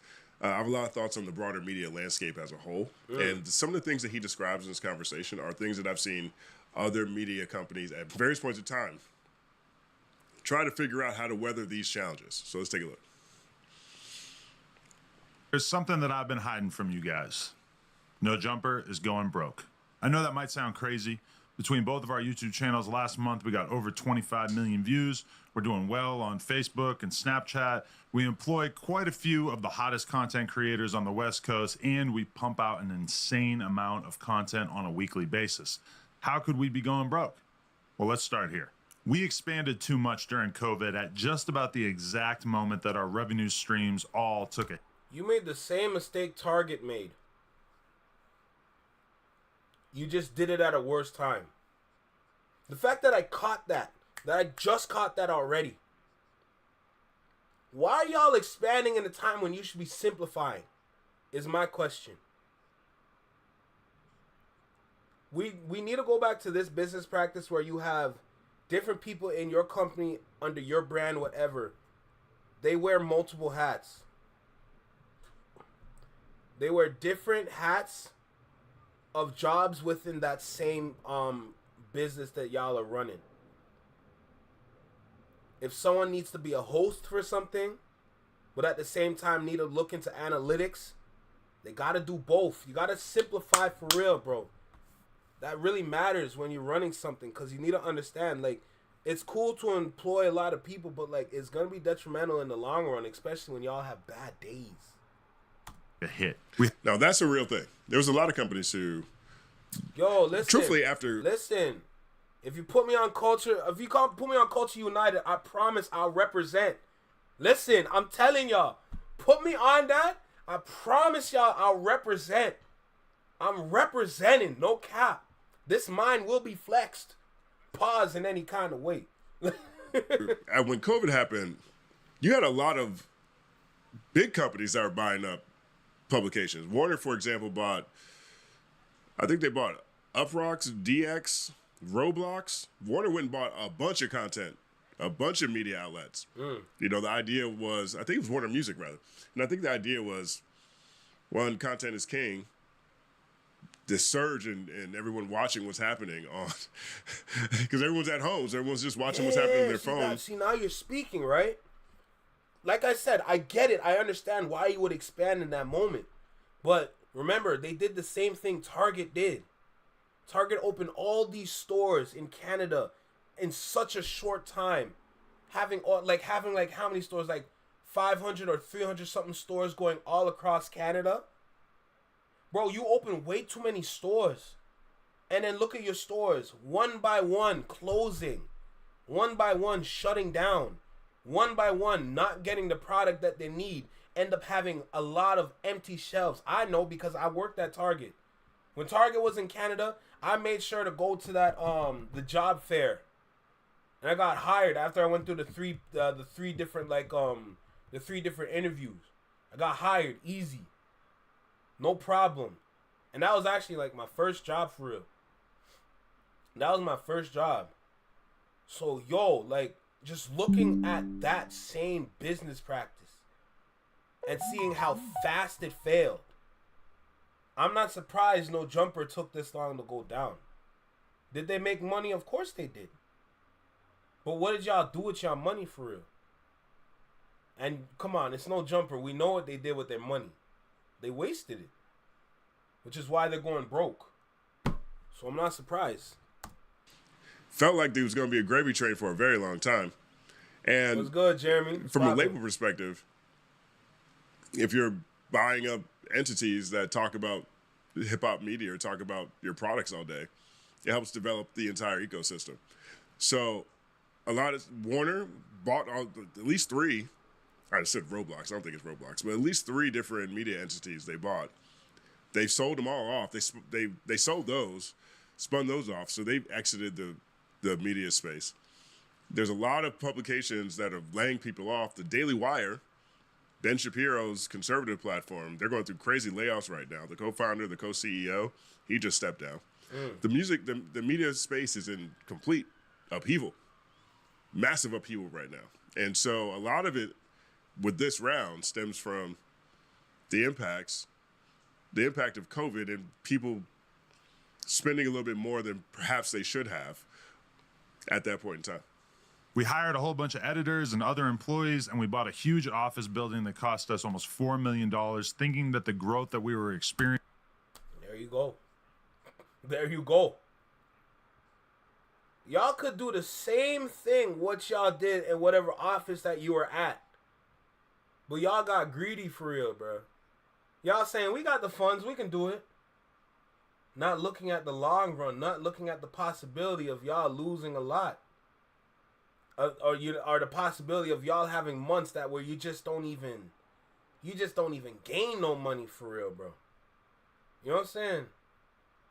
When you're in that kind of business, when you're in that kind of like environment, you really got to like, you got to be aware of not only your past, also your present, as well as look towards the future and the possibilities within the future and shaping your business plan around that so you can be comfortable with whatever era of your business that you're in.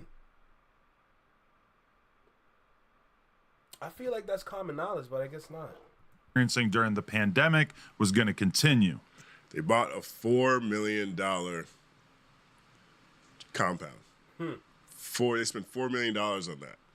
Now, there's a number of media outlets, media entities that ran into challenges when they bought actual office space. You know, one of the things that was cool about the blog era was everybody was at home, generally speaking, running their blogs. And at some point, everybody tried to level up. I think All Hip Hop was the first to really do it. I think they bought a bunch of, they got a big office space in Newark, I think, at the time. That became an overhead burden. DX, we got an office in 2013. In 2013, we got an office, but I think I think by the time COVID hit, after they got bought by Warner, I think they ended up moving into the Uproxx locations. So they ended up consolidating space, but that overhead in the media game is the first thing that you want to try to keep as low as possible. If you're trying to get into the media game, you're trying to build your platform, you want to keep overhead as low as possible. Like DJ Vlad he's probably the best at. Like when you think about it, the feds probably seized a lot from them because of being involved with the RICO case of Big U. They probably seized a lot from Adam. Hey man, that's what happens when you try to exploit street niggas. Like, come on, bro. What? Finding ways to do that. Because Vlad, as far as I can tell, Vlad, I don't think he's ever really had an office. Right. I think, and maybe he did, maybe he didn't. But what Vlad has been able to do really well is he has relationships with different studios around the country. And I think he just, rents them out for certain interviews. And he's grown to that point. He's grown to the point where he can pay people for interviews now. He's grown to the point where he can pay people to conduct interviews now. But he was... What if Adam 22 is trying to be like Vlad? What if Adam 22 is trying to be like Vlad TV? Or DJ Vlad or whatever you call this nigga?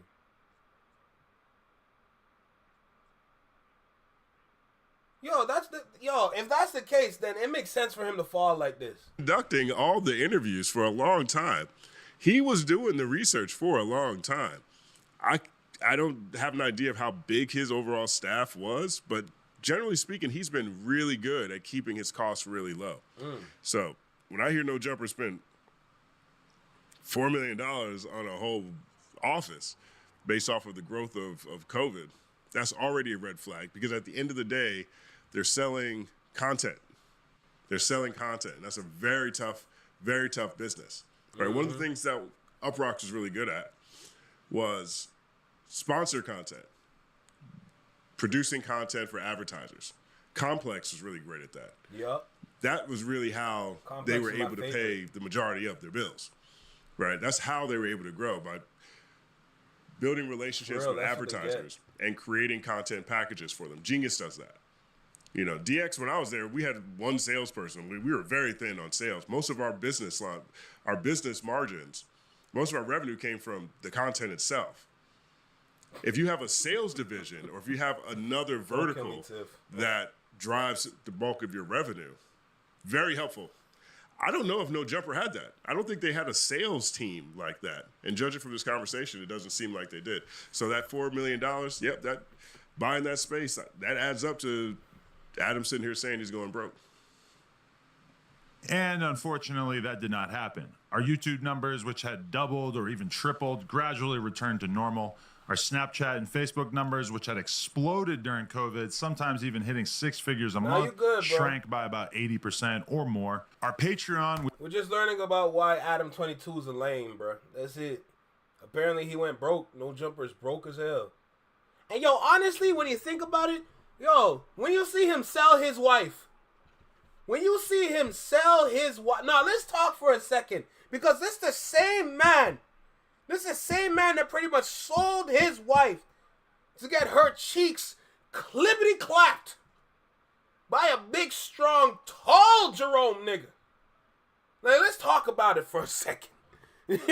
Let's talk about it for a second. Because, yo... I don't know if y'all knew, but like there was news articles of people doing similar things, just at a low tier level. Mans are selling off their wife for bucks. Yo, you deserve this. Why? Bro, his actions will tell you everything. His actions will literally tell you everything. Looking back at his timeline from COVID until now, what he did. I swear this man had like... I swear he had interviews with like porn stars. I swear he had interviews with porn stars. And them girls didn't even have no clothes on. Like, yo, bro. What kind of content you put out for real? Of course your content's gonna dip. Of course. Bro, this man thought he was innovative at the time too. He's like, yeah, we gonna do this, this, and this. And we're gonna set it at these prices. Because we know for a fact everyone just gonna throw their money at us because we just got all kinds of women. Where they are? Where they are at now, bro? Where all the women at? Bro, this man sold twice. Wait, then the girl got like a train ran on her or something like that? Like she did like 3 different videos with dudes because she got tired of doing videos with girls. Yo, this can't be real, man. This can't be real. This man sold his wife. How do you marry somebody then sell it? This man sold his wife off like some trading cards. Like, yeah, I got a blue-eyed white dragon. You want it, bro? Like, yo, man, what are we doing? Like, yo, what are we doing right now? What are we doing? That is insane. I'm not surprised. Bro, he had a baby with her. Yo, this man sold his wife, bro. She got her cheeks clippity clapped, and they got a daughter. They don't have a son. I swear they have a daughter. And yo, look at the role model. Look at the mother being the role model, and look at her occupation. Yo, that's crazy. That is crazy. What? That is crazy. That is crazy. Yo, there's no way. There is no way. There is just no way. Yo, and people like this dude, bro. I never liked him a day in my life. And when I see Joe Budden and them sit there and tell this man, you are exploiting black culture for your own, like, financial gain. And you continue to throw them dudes under the bus and barely give them any percentage of any of the money that you make. And he sat there dead, looked them dead in the face and said, no, we're not. Yo, bro, I'd slap the taste out of your mouth for real. No, not really pimping. Sharp was about to send her to... Yo. I swore, yo, this man sent his wife to the gulag about 6-7 times if we're going to keep it a stack. And then when I heard they having marital issues, I'm like, yeah, that makes sense. It made perfect sense they were having marital issues. Bro, she don't even like you for real. Bro, she just saw you getting money and thought you were cool. Because y'all slept together a couple times. Bro, man, yo, look at the role models out here, man. This is crazy. She dumb for doing it for real. Man sent his wife to the gulag. Get dealt with. Wicked work. which was absolutely killing it for a year or two when we were doing uncensored, aka nude interviews with up-and-coming superstars like Kazumi and Sky Bree, fell off quite a bit with the launch of Plug Talk and a decreased interest in seeing us interview stars. Right, because why would you go sit over there and watch them talk? If you've got Plug Talk and you can now go watch them in action. Hey, Tiny, I don't disagree, but the way I see it is like, the reason why I'm mentioning the daughter and the occupation is because, like, there's a possibility of the daughter following the mother's footsteps and do the same or similar things that the mother did in her past. That's all I'm getting at. That's a high possibility. Yo, you can't make this up for real. Run that part back again. You see this right here? You see, I don't even know her name for real, but you see this girl right here? That's the same person Chiseled Adonis was talking about. I might have to play that video after. It's a very funny video. I'm probably going to play it after, but that's the exact reason why I heard about No Jumper, because Chiseled Adonis talked about them. He talked about them, and he talked about the kind of women that they interview on the show, which are not good for the culture, by the way. Like, these are like bottom feeder ass women for real. Like, the kind of women that'll eat doo-doo flakes out of a man's booty hole. Like, yo, you can't make this up for real. Like, it's nasty work, dog. Stars like Kazumi and Sky Bree fell off quite a bit with the launch of Plug Talk and a decreased interest in seeing us interview stars. Right, because why would you go sit over there and watch them talk? If you've got Plug Talk and you can now go watch them in action, why would we go sit there and watch them have conversation? That's crazy. I don't have the answer to that question. You might recall that the channel took quite a hit when approximately 8 of our hosts left the platform in March of 2023, although we've definitely... That was a big shakeup at No Jumper. That was a big shakeup. You know, I think that's where you get the community. You got T-Rail back on Fig.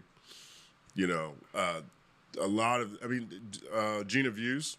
I'm not sure if she was that same time period or not, but I know she was at No Jumper. She's found a lot of success with effective. Yo, also Tiny, send me one Ren video. Send me one Ren video to do a reaction to. Because later today, I'm going to upload 3. So send me one. I want to do another Ren reaction. I want to see what kind of... I want to see where he goes in the next video that I watch. But send me one of them. Immediately with DJ Head. But that was a big shakeup. And generally speaking, No Jumper bounced back pretty well, to me, in my opinion. They found a new chemistry and culture with the voices that stuck around. Definitely largely recovered and managed to build up a very healthy roster of talent since then. That certainly took a toll on our business for a while as well. All that stuff hurt the business, but we were still solidly profitable. That is, until the last few months, where we experienced 2 major L's that we never could have seen coming.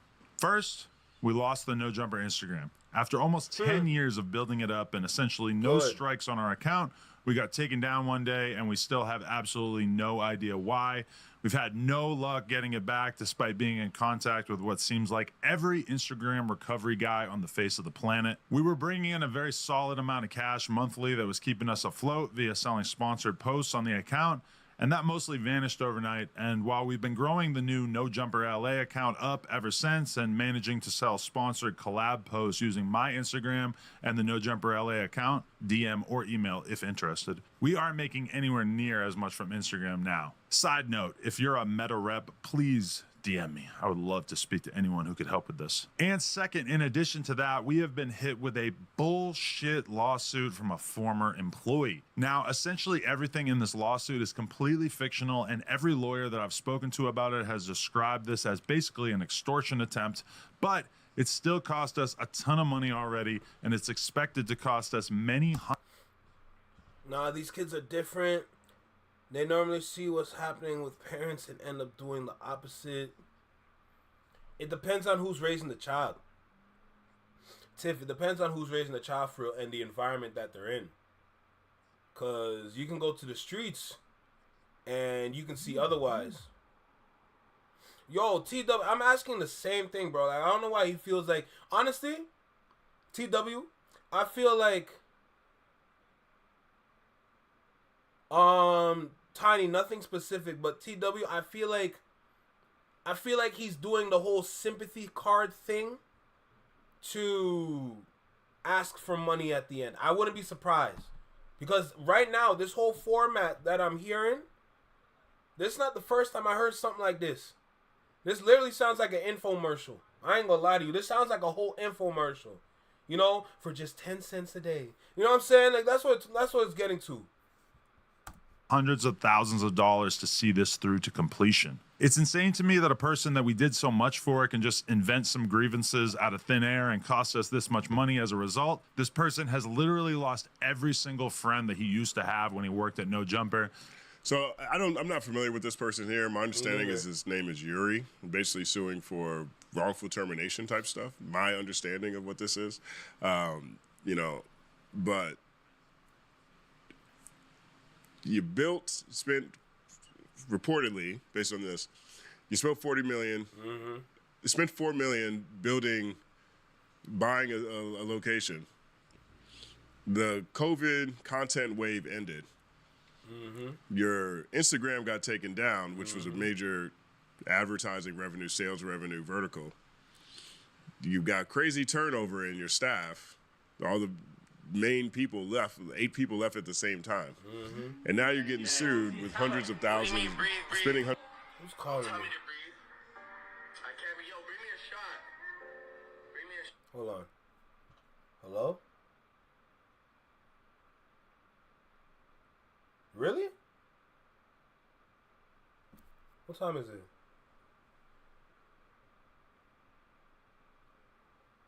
At 5:30?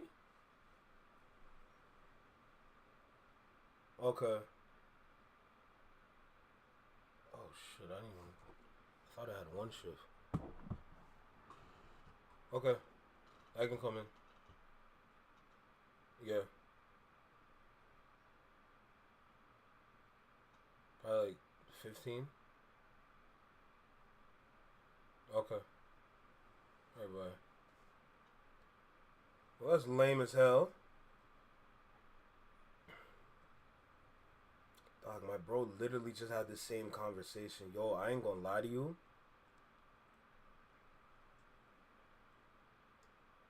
Yo, I'm not even gonna lie to y'all. Yo. I hate when these things happen, bruh. I hate when these things happen. They gonna give me a shift today? Bro, how they gonna throw a shift on me like this?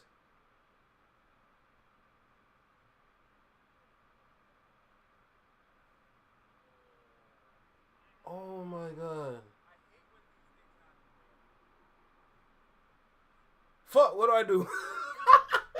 Oh shit, what do I do? What do I do? What do I do? What do I do?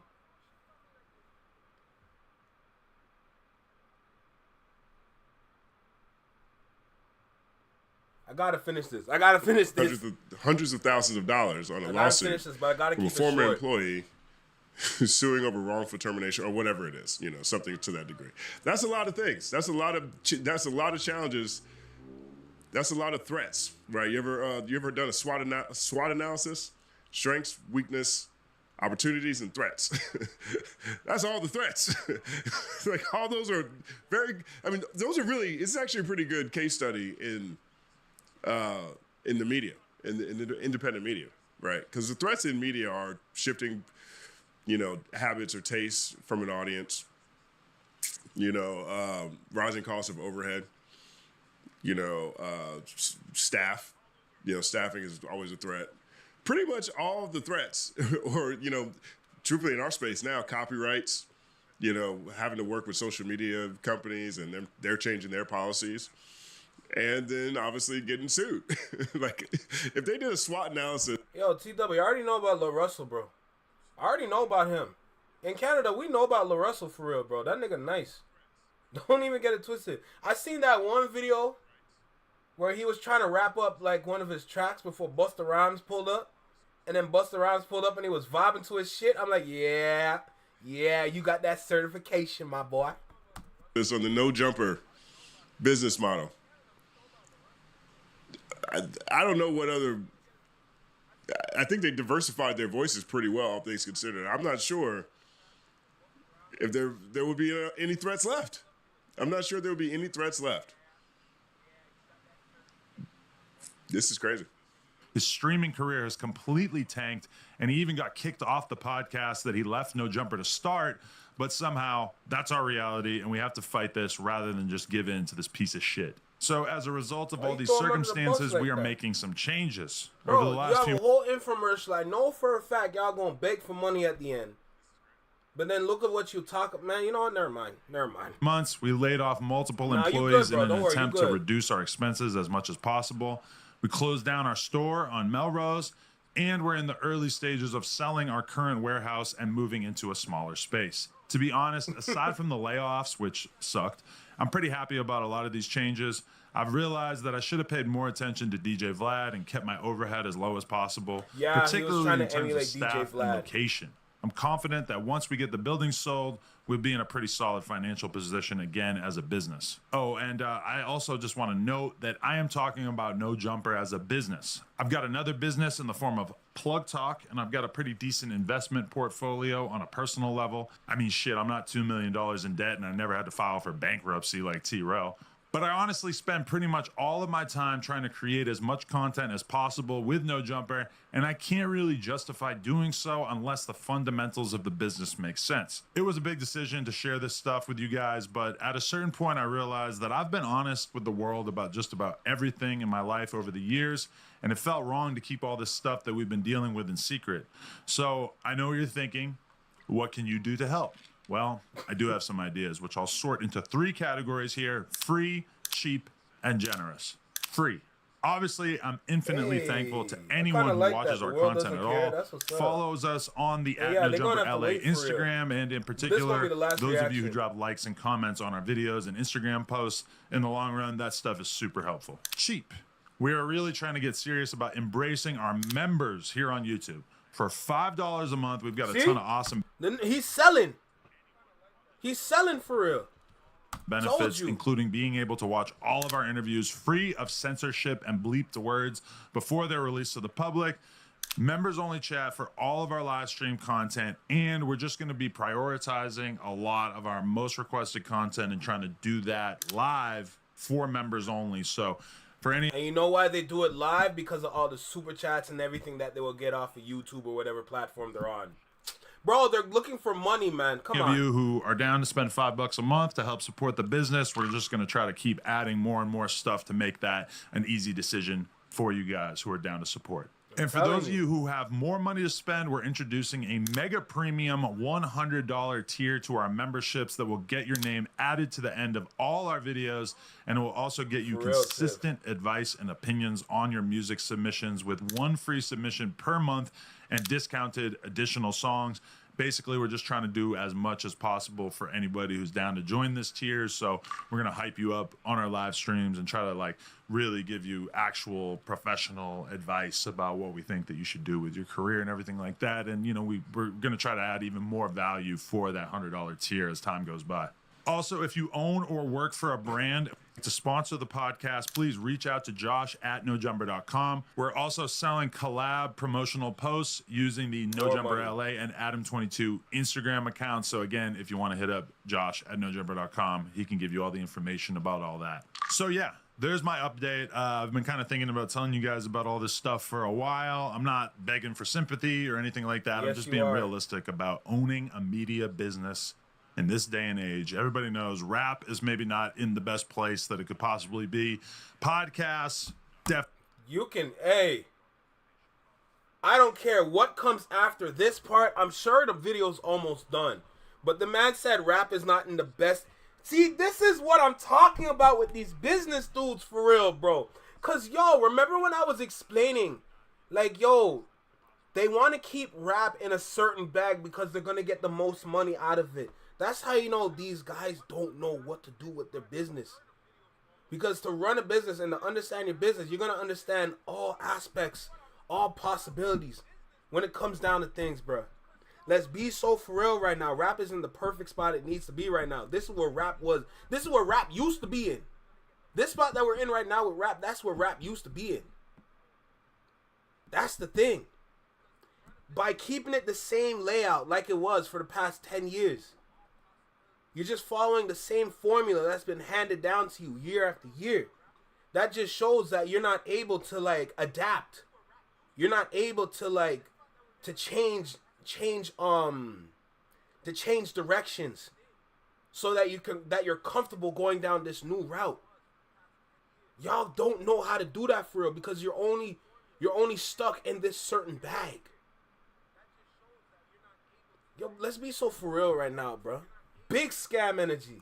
Definitely not at the place that they were in 2021 or 2022. The economy in general really kind of experiencing some troubles, and really as we've put this building on the market, we've kind of realized that as well, is that there's a ton of other businesses that do similar stuff to what we do, and they're all kind of experiencing hardships. So we're definitely not alone in all this. We're just trying to get the business back to where it was at a couple years ago and get it to the point where it's consistently profitable so that we can start just continuing to dump money into hosts and making great content for you guys, everything like that. So if you want to help us out, that would be amazing. Just go to youtube.com/nojumper. Yeah, I done enough for you, bro.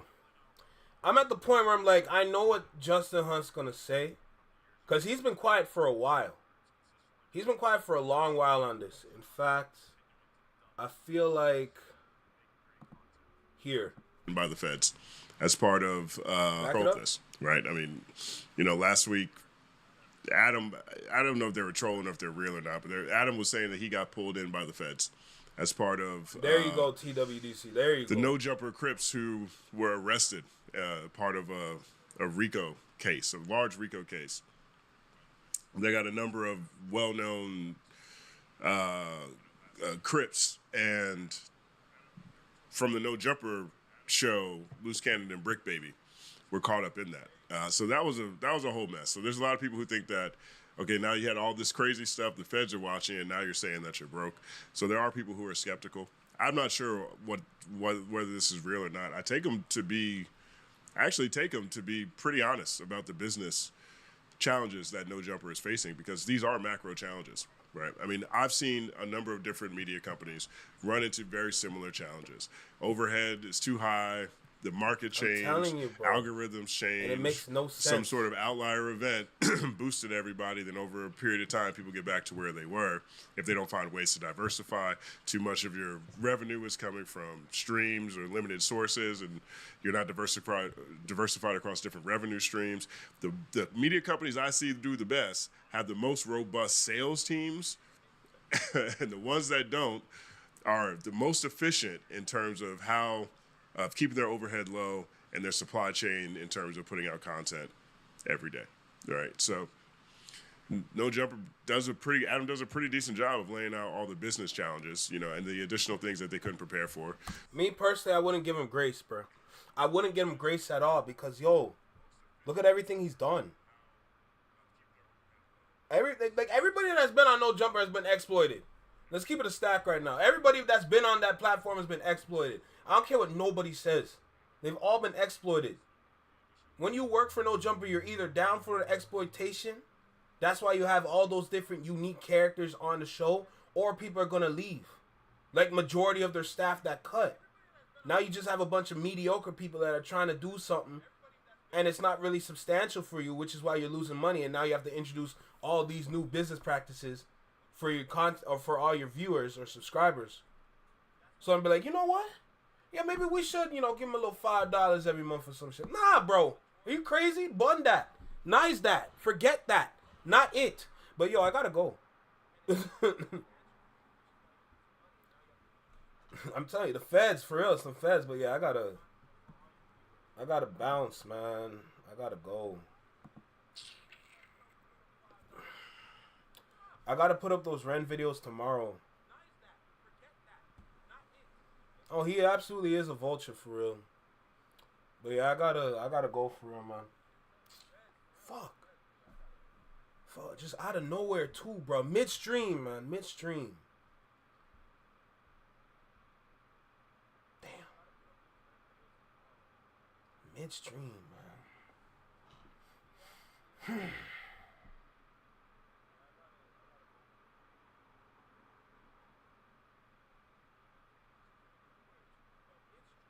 I'm driving slow. I'm driving slow, cause no. Ridiculous, man. That's so ridiculous to me. That's so, look, yo. I gotta bounce. I got a shift I gotta get to. Ugh. I guess there's no point for me to uploading reactions late because I'm gonna be done around 10. I'm gonna be live tomorrow, same time. Same time, live tomorrow. Probably get into some music. What came out at Friday.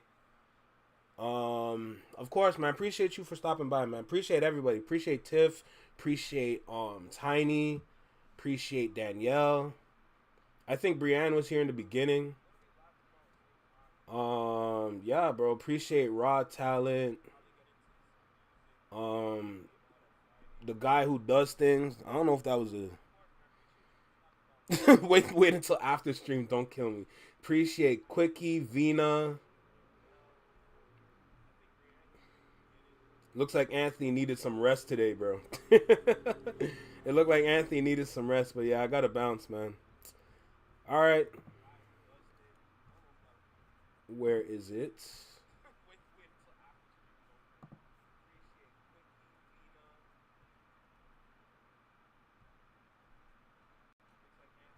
Where is it?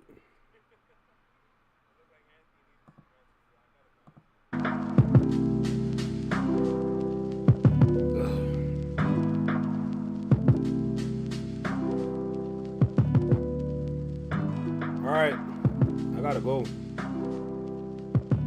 But yeah, same time tomorrow. Take care. You know the vibe. Single seater reactions. Only on the Flexman Network. Take care. Be well. Be safe. Stay true. Be you. Live long and long live. Peace. Oh my god. Really? Really, nigga? Really, bro?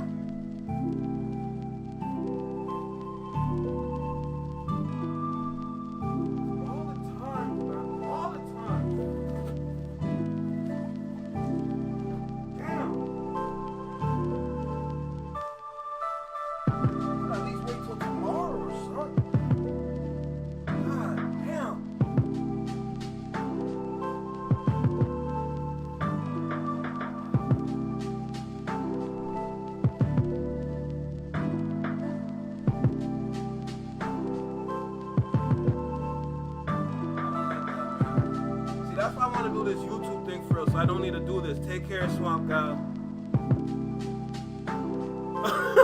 What's their number? Don't kill me, Tim. Oh my god.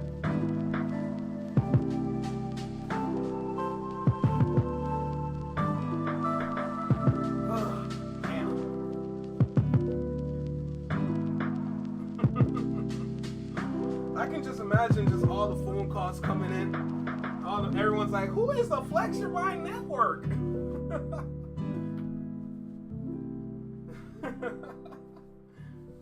kill me for real.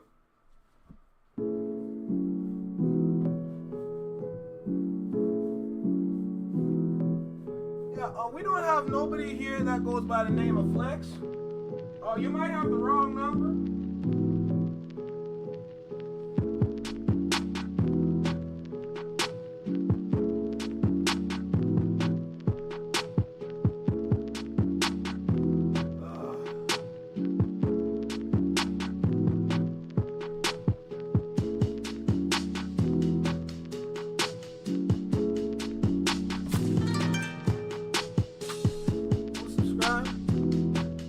Thank you for a subscription, Paul. Appreciate you.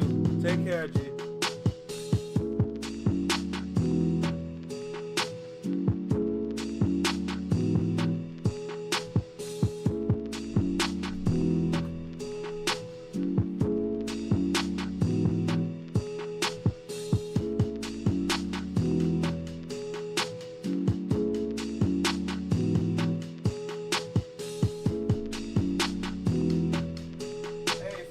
That doesn't stop by tomorrow, y'all gonna have a lot of reactions to watch through, so stay tuned for those. We'll make sure I prep those tonight.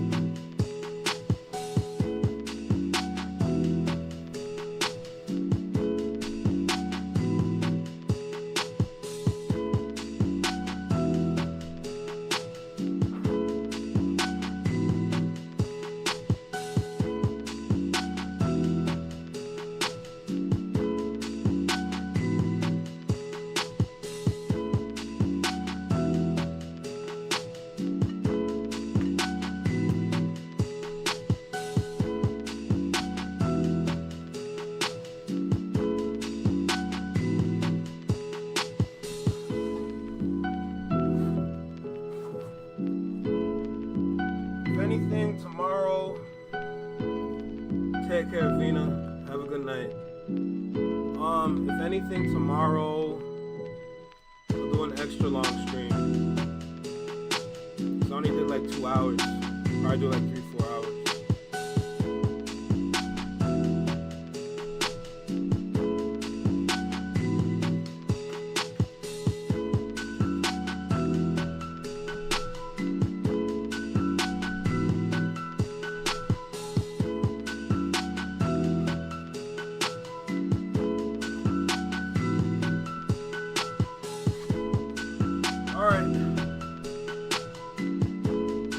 Yo, hush your mouth, eh?